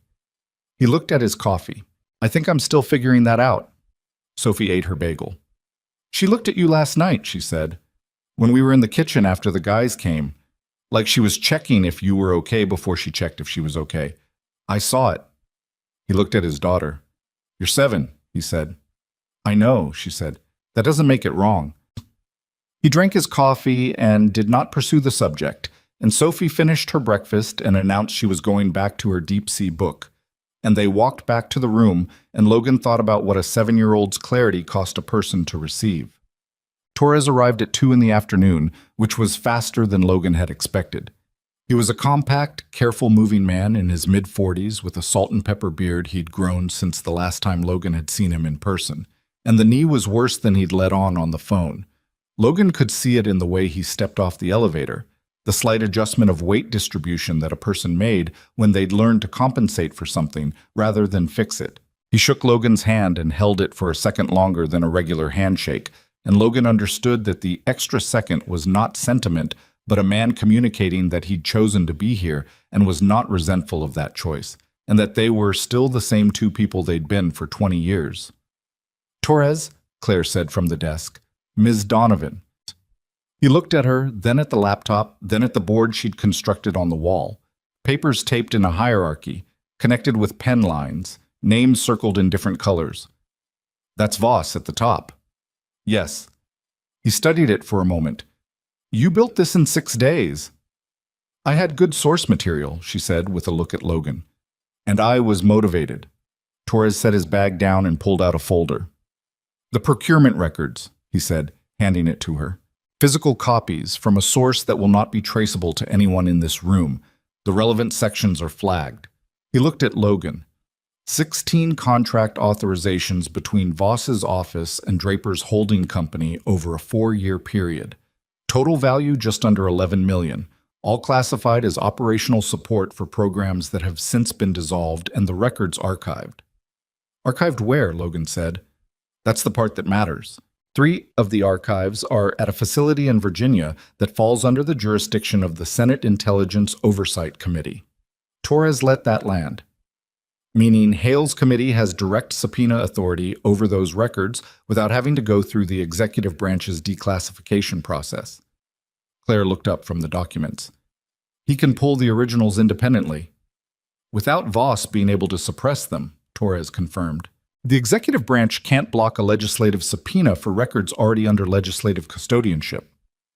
Voss would have to get a court order, which requires explaining in a court filing why a senator's committee should be prevented from accessing records it already owns, which is not a conversation he wants to have in a document that becomes part of the public record. The room was quiet for a moment. That's the corner, Logan said. Torres nodded. He can't suppress it legally without exposing himself. He can't run an operation against you without that operation being potentially attributable to him in light of the timing. And he can't do nothing because the documents are already with Hale, and Hale is not someone who sits on things. He looked at the wallboard. He has maybe one move left, and it's not a good one. What's the move? Claire asked. He tries to negotiate, Logan said. He reaches out, probably through Draper, possibly through an attorney, and he offers a version of this that he controls. A limited admission, a quiet resignation, something that lets him shape the narrative. It's what people like him do when the alternative is the thing they can't survive. Will Hale let him negotiate? Farrow said from the window. That depends on what Hale decides the 3 people who died in 2017 are worth, Logan said. And the flatness in how he said it was not anger, just a plain accounting of something that had been unaccounted for a long time. But Hale called Claire at 6:15. She put it on speaker without being asked, and all 4 of them were in the room. Logan on the bed, Torres at the table, Farrow at the window, Sophie in the far corner with her headphones on, and her book, which she'd agreed to use as cover for the duration of the call without being asked to do so. I've had my counsel review the documents, Hale said. He sounded different than he had at 5 in the morning. Less raw, more formal, but with something underneath the formality that was neither comfortable nor resolved.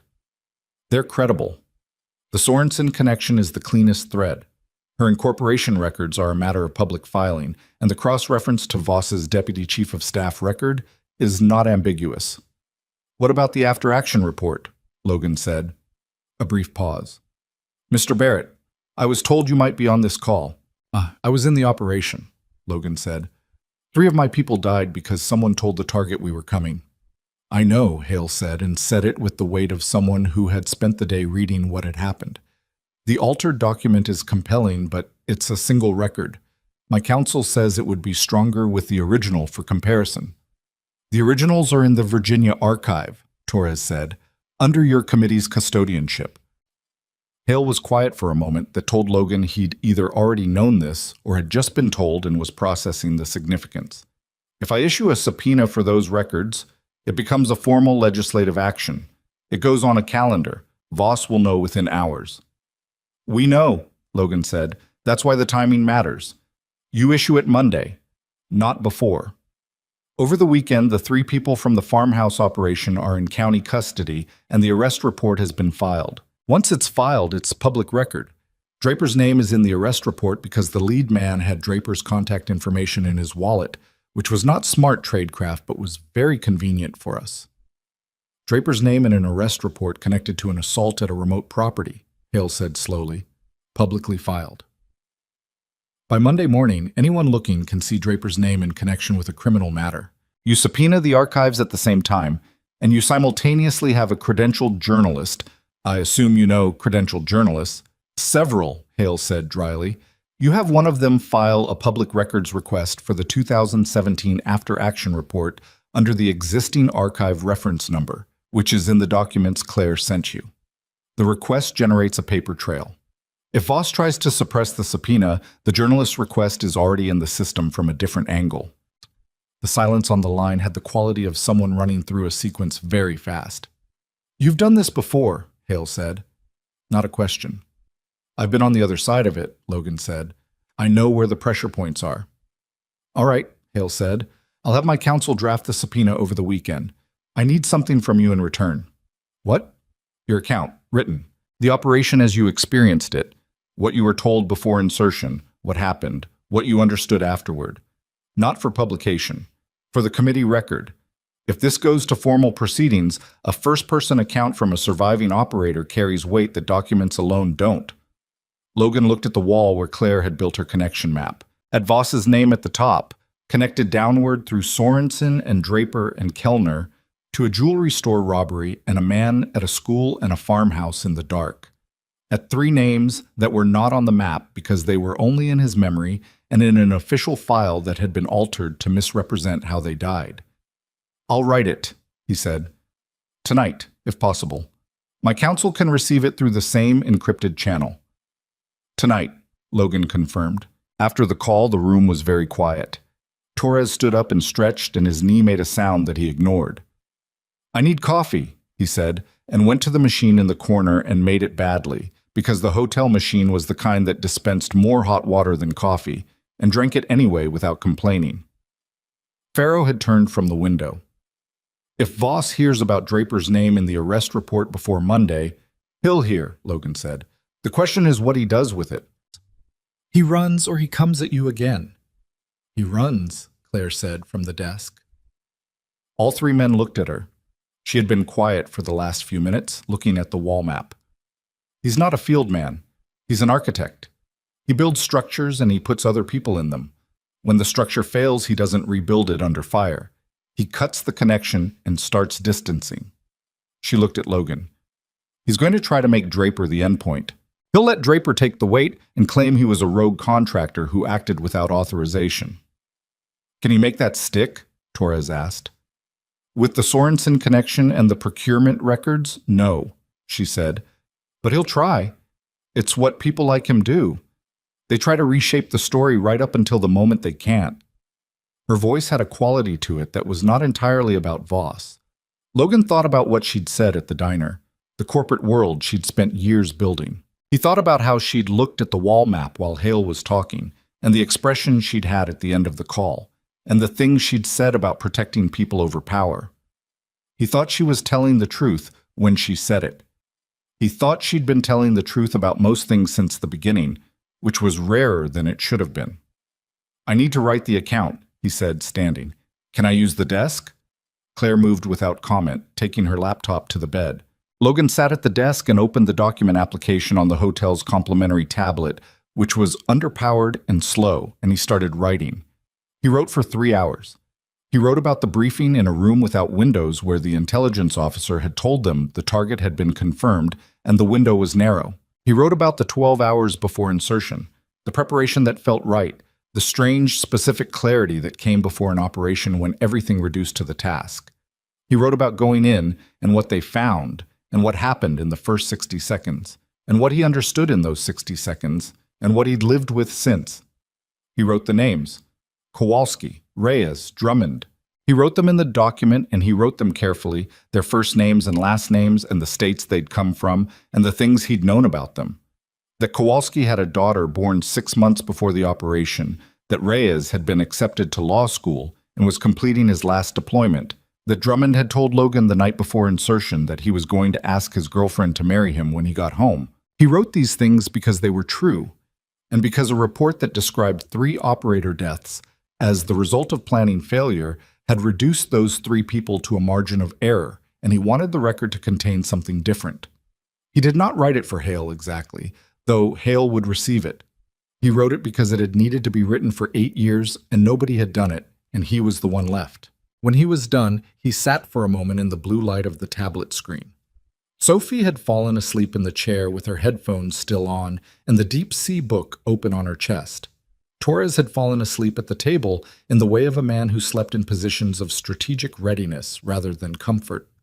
Farrow was still at the window, still watching the parking lot, still requiring less sleep than the rest of the human species. Claire was awake. She was sitting on the bed with her laptop closed and her knees pulled up, and she was looking at the window, and when Logan looked at her, she looked back at him. "How are you?" she asked. "I don't know yet," he said honestly.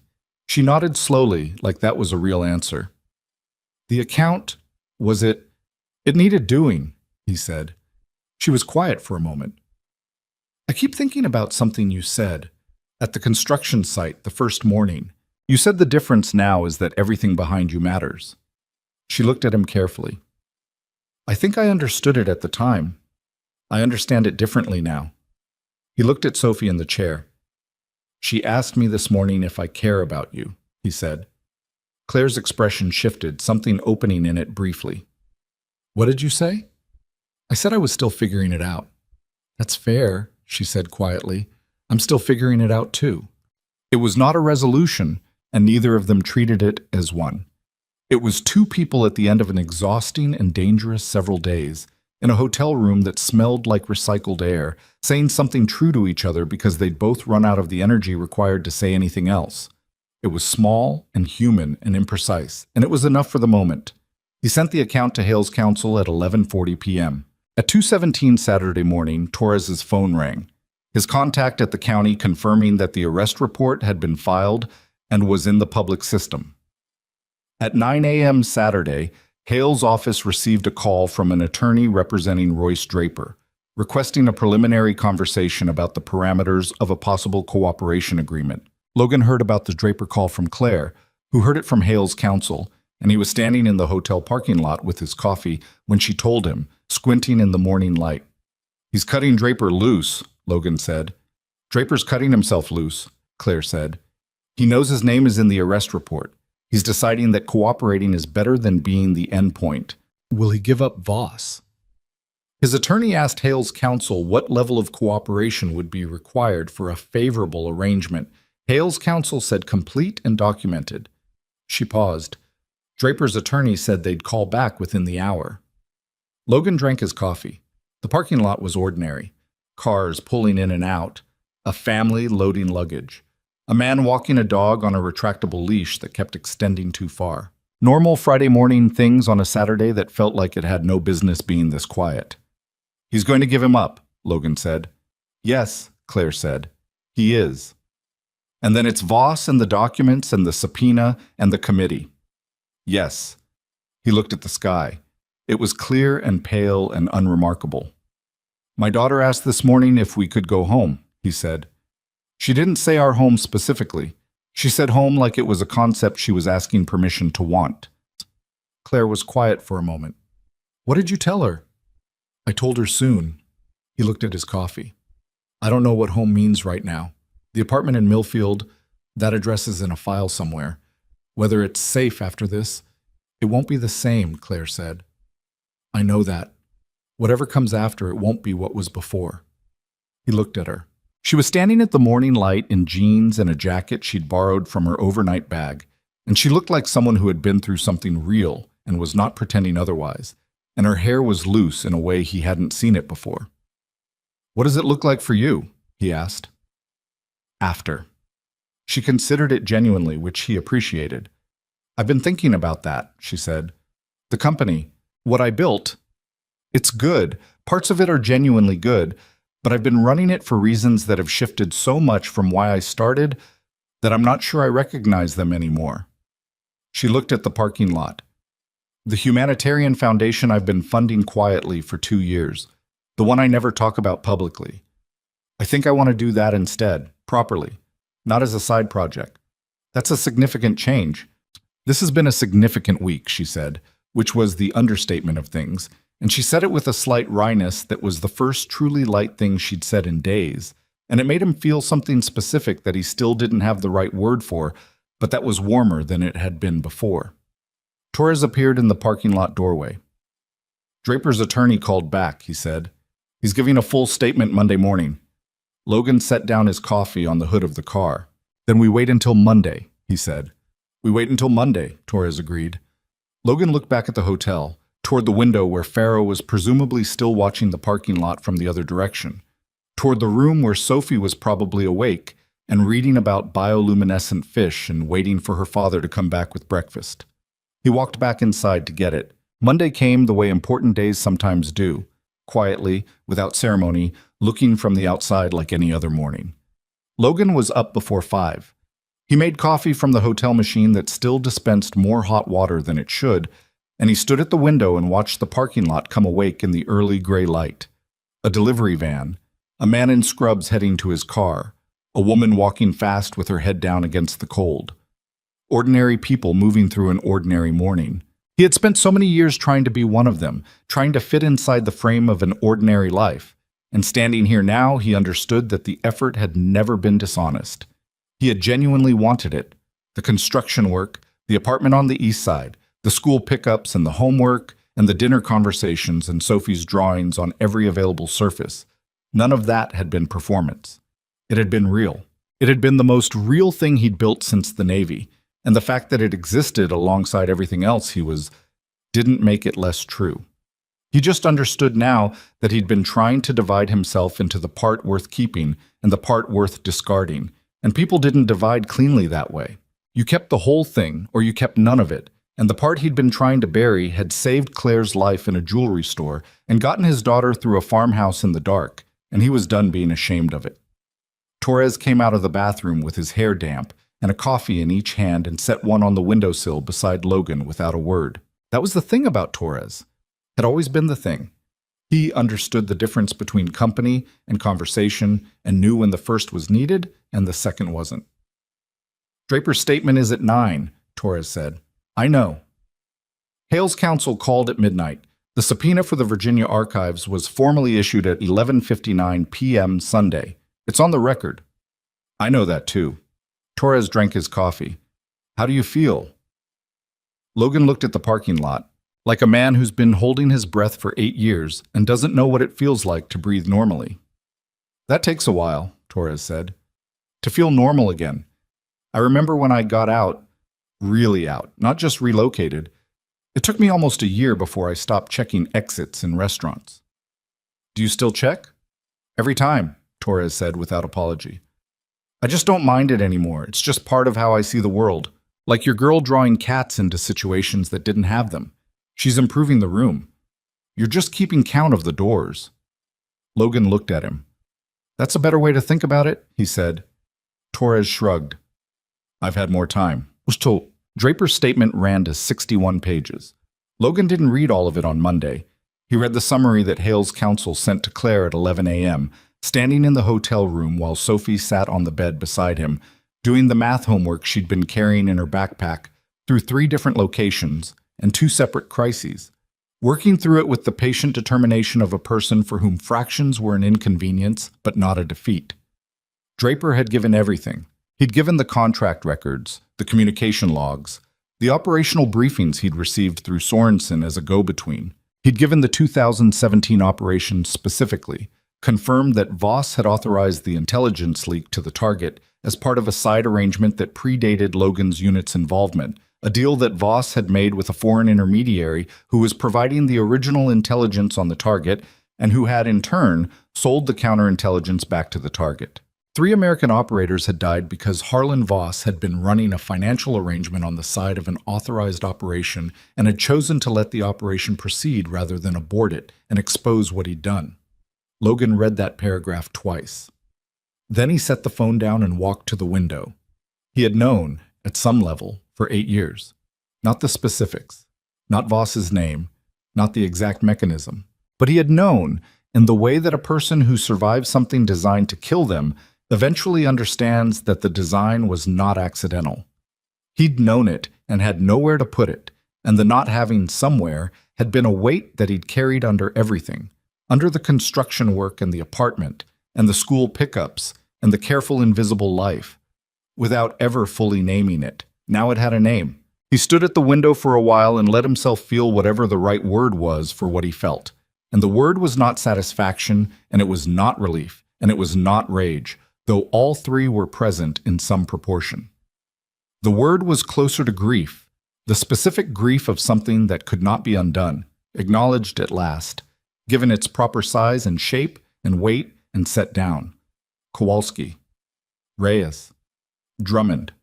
They were still gone. The statement that named the reason didn't change that. The subpoena didn't change it.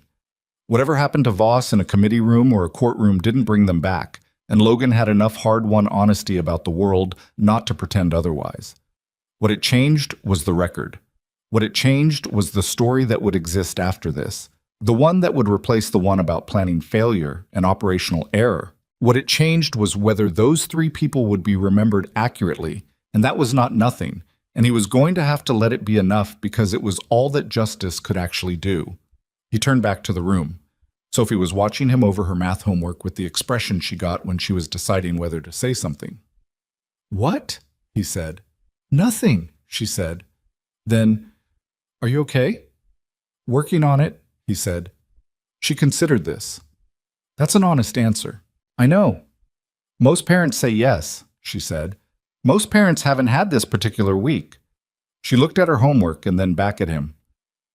The people who died, she said carefully, in the thing that happened a long time ago. Were they your friends? He crossed the room and sat on the edge of the bed beside her. Yes. I'm sorry. He looked at his daughter, at Dana's eyes and the stubborn chin and the hair tucked behind one ear, and thought about how children moved through grief differently than adults did, not because they felt it less, but because they hadn't yet learned to make it complicated. Thank you, Soph, he said. She went back to her fractions. After a moment, she said, Can we go somewhere and get actual food today? Not the vending machine. He almost laughed. Yes. Something with eggs. I'll find you eggs. And not scrambled. Those spongy hotel scrambled eggs? Over easy, I know. She made a satisfied sound and put her pencil to the homework, and Logan sat there for another minute just being present in the room with her, which was the thing he had always found to be the most reliable anchor in any storm.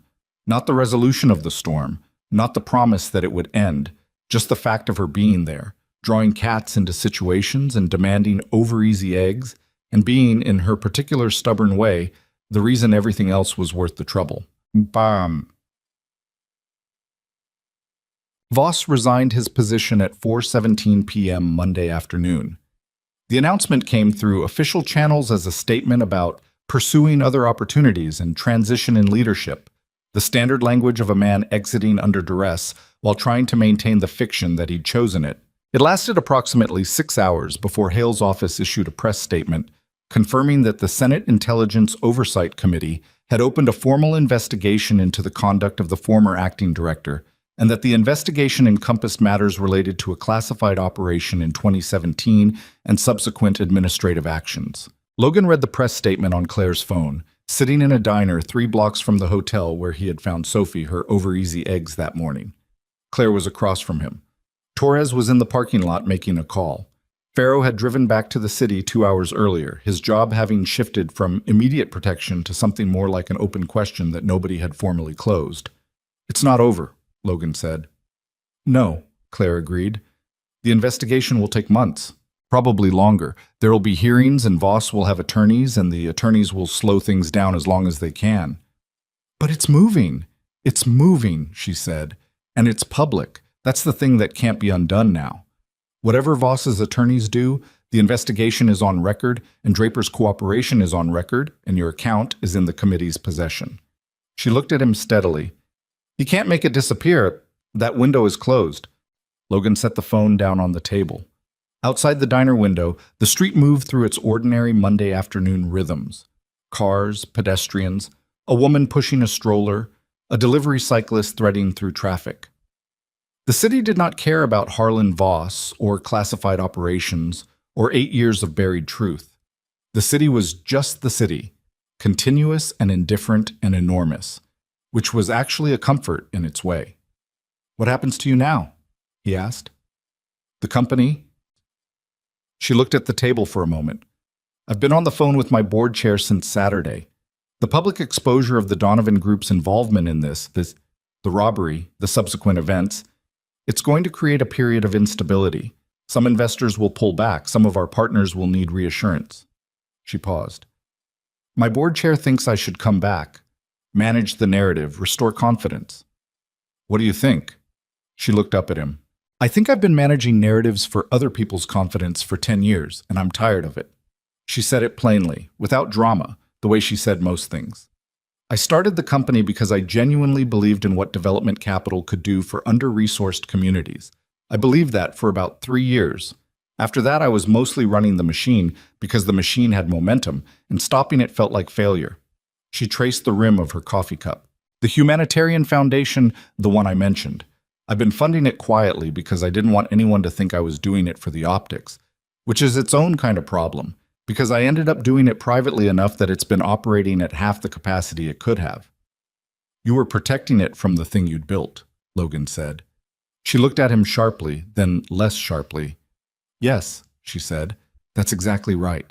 I was keeping it separate from the machine. She paused. I've decided I'm going to step down as CEO. Transition the company to the current COO, who's been running it functionally for 2 years anyway, and I'm going to build the foundation properly, publicly, with the full resources it needs. That's not a small decision.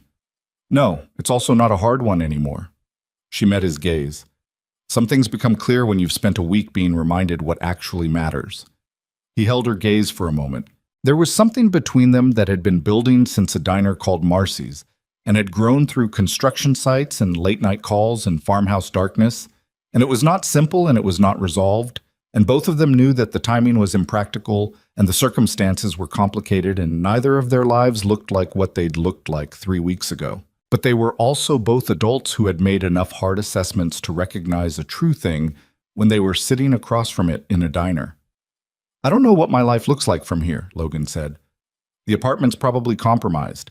Sophie needs a new school in a new place. My work history it's complicated now that my background is in a congressional record. He paused.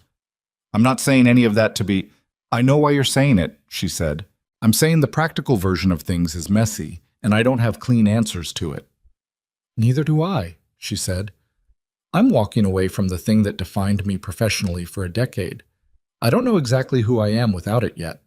She tilted her head slightly. We could be uncertain together, if that's a thing you're open to, slowly, without requiring it to be anything it isn't yet. Logan looked at her.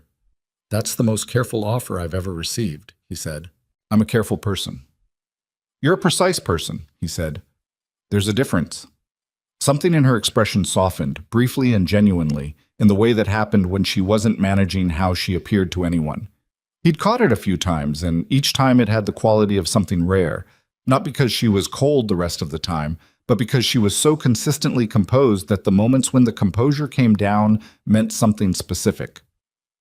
Yes, she said. I'm open to uncertain together. Slowly, he said. Slowly, she agreed. Torres appeared in the diner doorway, shook some cold off his jacket, and slid into the booth beside Logan. Voss's attorney issued a statement, he said. Calls the investigation politically motivated and says his client looks forward to cooperating fully. He'll cooperate fully right up until the moment the records from the Virginia archive arrive, and then his attorney will discover 14 procedural objections, Logan said. Obviously, Torres said, but it doesn't matter. The records are subpoenaed and the investigation is public, and Draper already flipped. At this point, Voss is just an old man writing checks to lawyers until the checks run out or the evidence gets too heavy. He flagged down the server and ordered coffee and a slice of pie without looking at the menu, which Logan found both typical and correct. What are you two going to do? We were just discussing that, Claire said.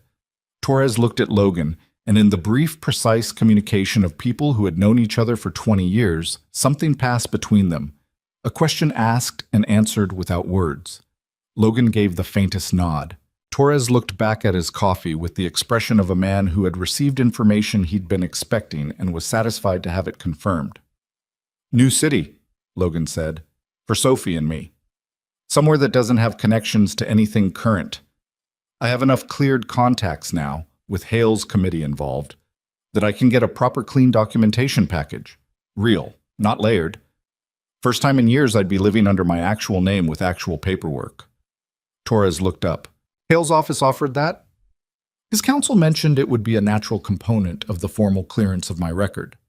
When the 2017 operation is officially reclassified as a betrayal rather than a planning failure, the adverse administrative actions that followed my exit get reviewed. Logan looked at the table. I didn't think about that until she said it on the phone, that the clearance of the record means I get my name back, properly. Torres was quiet for a moment. Logan Michael Barrett, he said, like he was testing how it sounded out loud in a public place. Just like that. Not just like that, 6 months of committee process probably, but at the end of it, yeah. Torres's jaw shifted slightly in the way it did when he was containing something. He picked up his coffee and drank it. Good, he said simply. That's good. Betty. They left the city 4 days later. Not all at once, and not in a way that looked like leaving. Logan gave notice on the apartment via email, paid the last month, and left the key in the lockbox. He took 3 boxes of things that mattered: Sophie's books, her art supplies, the framed photograph of Dana from his nightstand, a few items of practical clothing, the legal pad with the connection map that he kept for reasons he couldn't entirely explain. He left behind the furniture, the kitchen equipment, the carefully anonymous life he'd assembled piece by piece. Sophie moved through the apartment one last time on the morning they left, touching things without picking them up. The bookshelf he'd built her, the kitchen stool, the window that faced the parking lot that she'd always said had a boring view. She spent about 3 minutes in her room doing this, and then she came out and put her backpack on and said she was ready. "You okay?" he asked. "It was a good apartment," she said. "I'll miss the bookshelf. I'll build you another one." She looked at him steadily. "A bigger one." "Done." She went to the door, then she stopped and turned back and looked at the apartment one more time, with the particular look of a child archiving something, taking a clean mental photograph, cataloging it, putting it somewhere she'd be able to find it. Then she walked out and Logan took the boxes, and he didn't look back because he'd learned that looking back at the things you were leaving generally didn't add anything useful. The new city was on the coast. He'd been there once, years before, for a weekend that had nothing to do with an operation or a cover or anything except that Torres had been passing through and had called him, and they'd spent 2 days eating seafood and walking the waterfront like civilians, which they'd both been in the middle of pretending to become. He'd remembered it as a city that felt genuinely inhabited, not a transit point, not a place where people landed temporarily, but somewhere people had chosen deliberately and then stayed in because the choosing had been right. He put down a deposit on a house 3 blocks from the water. It had a yard with a tree that Sophie examined for 5 minutes before announcing it was climbable, and a kitchen with good light, and a third room that could be a study or an office or whatever he decided he was doing with himself next. The neighborhood had a school 3/4 of a mile away that the realtor described as solid without overselling it, which Logan appreciated because he'd learned to distrust enthusiasm about things that needed to be evaluated directly. He enrolled Sophie on a Thursday. She was nervous in the way she never quite admitted to being nervous, by reading in the car on the way there with extreme concentration, more concentration than the book required. Logan parked, and she put the book in her bag and got out and looked at the school building with the expression of a person assessing whether this was going to be survivable. "New schools are hard," he said. "I know. You've done it before. I know that too." She straightened her backpack straps. "It doesn't get easier just because you've done it." "No," he agreed. "But you get better at it." She looked at him. "Did you get better at hard things by doing them?" He thought about an honest answer. Sometimes I just got used to them, which isn't the same thing. I got better at some things. Some things I just learned to carry." She considered this with the gravity she gave to things that she intended to think about later. Then she walked toward the front entrance and he walked beside her, and the morning was clear and cold, and the school looked like a school. And somewhere inside it there were teachers and a science fair season and a library and kids who didn't know her yet but would, and it was not perfect, and it was not easy, and it was real. She looked at him from the door. "You'll be here at 3?" "I'll be here at 3, he said. She went in. He stood on the sidewalk for a moment after the door closed. In the clear coastal morning, with the sound of the water a few blocks away if he listened for it. He had nowhere to be until 3. He had not had a day with nowhere to be since before the jewelry store, and the feeling of it was disorienting in the specific way of a person whose body had been running on emergency current for so long that ordinary current felt like the power was out. He walked to the waterfront. He bought a coffee from a cart operated by a man who was clearly thinking about 3 other things while he made it, and he sat on a bench facing the water and drank it and watched the boats and the birds and the light moving on the surface of the water. And he allowed himself to simply be in a place without cataloging its exits or assessing its angles or processing anything at all. He was not good at it. His eyes kept moving, kept catching details, kept doing the work. But he sat with it rather than against it, and after a while the cataloging became less urgent and the details became just details, and the water became just water, and he was just a man on a bench with a mediocre coffee, which was something. He thought about Kowalski and Reyes and Drummond, the way he always did when things went quiet. He thought about them not with the old weight of unanswered questions, but with something simpler and more personal. Just the fact of them, who they'd been, The particular collection of habits and irritants and decencies that made them individuals rather than casualties. He thought about Kowalski's daughter, who would be 8 or 9 now, growing up without a father because someone in an office had made a calculation. He thought about Reyes, who would have been a good lawyer. He thought about Drummond, who never got to ask his question. There was nothing he could do about any of it, and he had always known that. But the truth meant something different now that the record said what had actually happened. It meant they were no longer men who had died in a planning failure. They were men who had been betrayed and killed and lied about, and the record said so now, and the record would persist. That was the only thing that could be given back to them, and it had been given, and Logan was going to have to let it be enough, and mostly it was. He finished his coffee. Claire called on a Friday, 3 weeks after the coastal city, while he was in the yard building the bookshelf. He had the wood laid out on sawhorses and the measurements marked in pencil, and Sophie's specifications written on a piece of paper clipped to the sawhorse. 7 shelves instead of 6, the bottom one deep enough for the oversized art book she'd decided she needed. A small lip on each shelf to keep things from sliding when the weather changed and the house shifted. She had researched shelf lips specifically, which was the most Sophie thing he could imagine. "How's the coast?" Claire asked. "Cold today," he said. "Good cold, not bad cold. Is there a difference?" "The kind that comes off the water feels cleaner than the city kind." He realized as he said it that he was describing something he'd noticed and cataloged as pleasant, which meant the place was working on him. Sophie got into the science club at the new school. "She called me from the school office to tell me." "From the office? Not a text?" "She doesn't have a phone yet. She borrowed the secretary's phone, which the secretary apparently found charming enough to allow." A sound from Claire that was the full version of the smile, not the precursor. It was a sound he'd heard more in the last few weeks than before, which he noticed without making it into more than it was.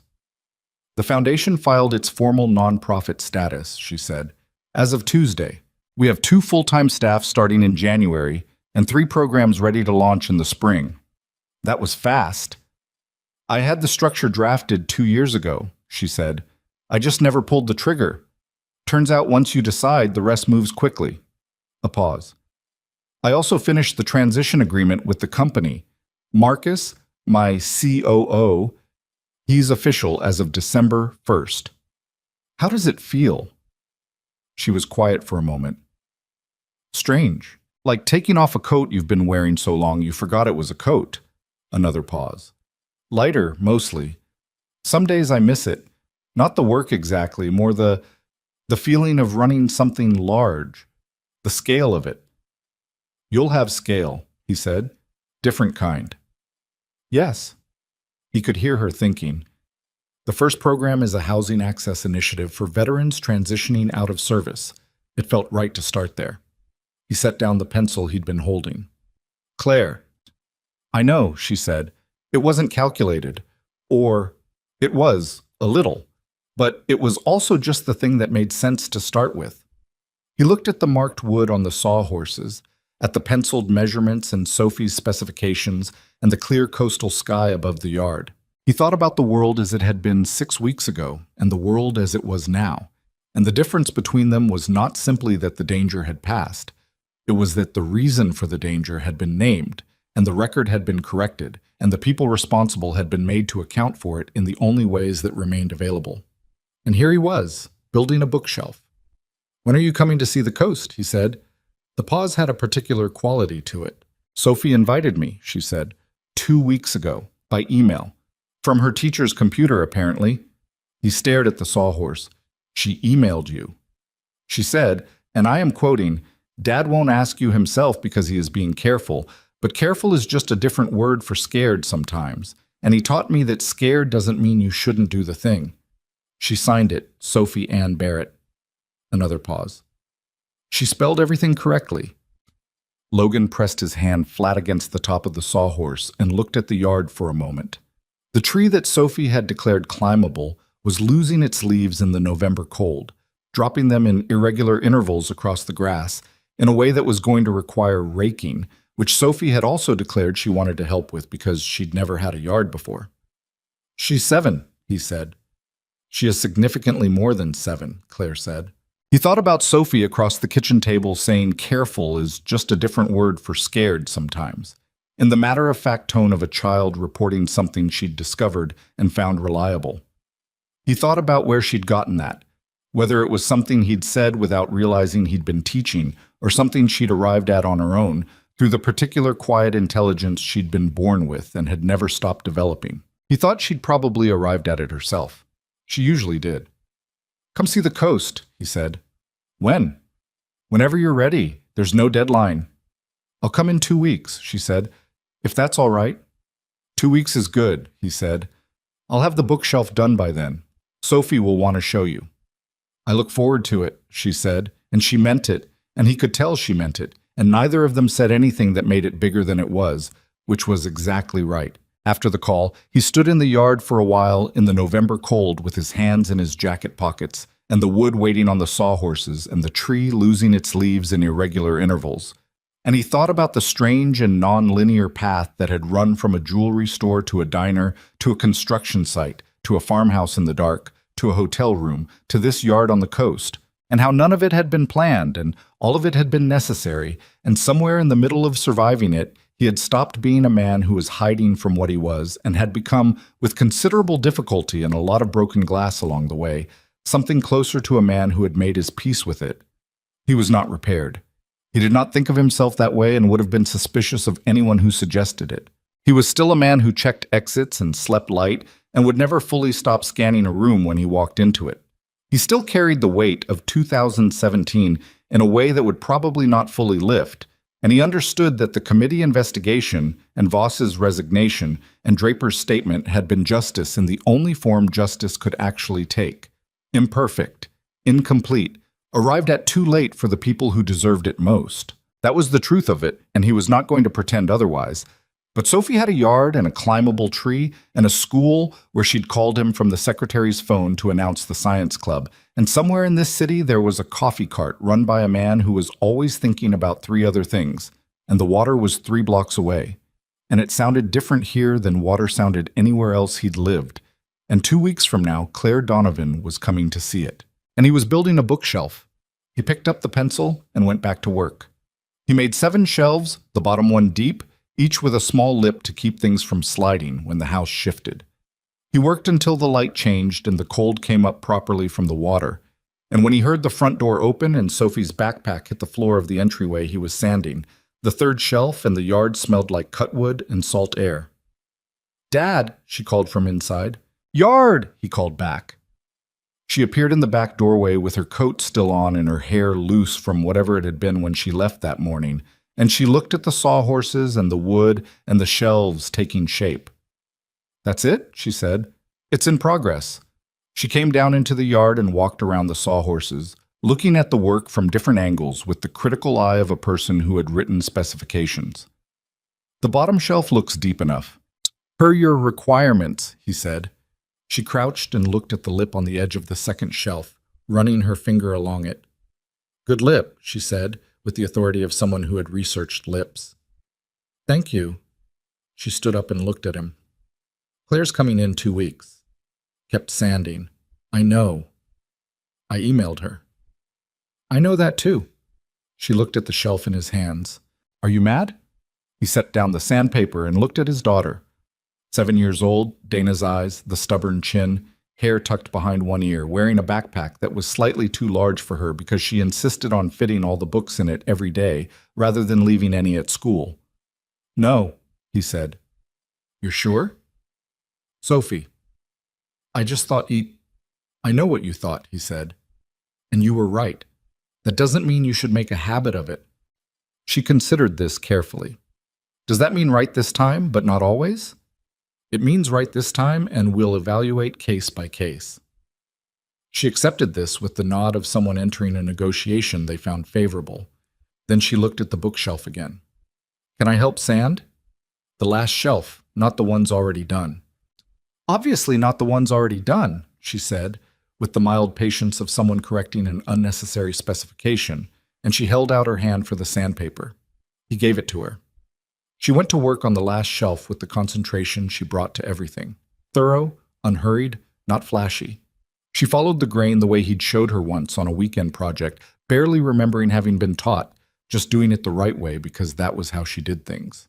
The afternoon light went long and gold across the yard. Logan sat on the back step and watched his daughter work and listened to the water 3 blocks away and thought about a man named Carver who had left him a property in his will, and a man named Torres who had driven through the night when he was needed, and 3 men whose names were now in a congressional record saying what had actually happened to them, and a woman who was coming in 2 weeks to see the coast, and a 7-year-old who emailed people from her teacher's computer and wrote specifications for bookshelves, and drew cats into rooms that didn't have them, and said without flinching that careful was just a different word for scared sometimes. He thought, this is what it looks like. Not a victory, not an ending that resolves cleanly, or a life that suddenly makes sense. Just this. A yard, a tree, a bookshelf in progress, a daughter sanding the last shelf in the late afternoon light of a coastal city she'd never lived in before and had already decided was home. He had spent years measuring his strength by what he could endure, by the operations he'd survived and the things he'd carried and the life he'd managed to build in the spaces between one threat and the next. That was a real kind of strength, and he wasn't going to dismiss it. It had kept him and Sophie alive through things that would have broken someone less stubborn. But sitting on the back step of a house with good kitchen light 3 blocks from the water, watching Sophie sand the lip of a shelf she'd specified herself, he understood that the strength that had brought them here was not the same strength that would be required to stay. Staying required something different, not hardness but openness, not vigilance but presence, not survival, but the quieter and considerably harder work of actually living in a place instead of just enduring it. He was not sure he knew how to do that yet. He thought he was willing to learn. "Dad?" Sophie said, not looking up from the shelf. "Yeah." The last shelf is done. He stood up and came to look at it. The surface was smooth and even, and the lip was cleanly finished, and it was right. He ran his hand along it. "Good work," he said. She looked up at him with sawdust on her sleeve and the late light in her face. "Can we paint it white, like the old one?" "White," he confirmed. "Tomorrow?" "Tomorrow?" She leaned the shelf carefully against the sawhorse and dusted her hands against her jeans and looked at the half-finished bookshelf with the particular satisfaction of someone who had contributed something real to something real. "It's going to be a good bookshelf," she said. "Yeah," Logan said, "it is."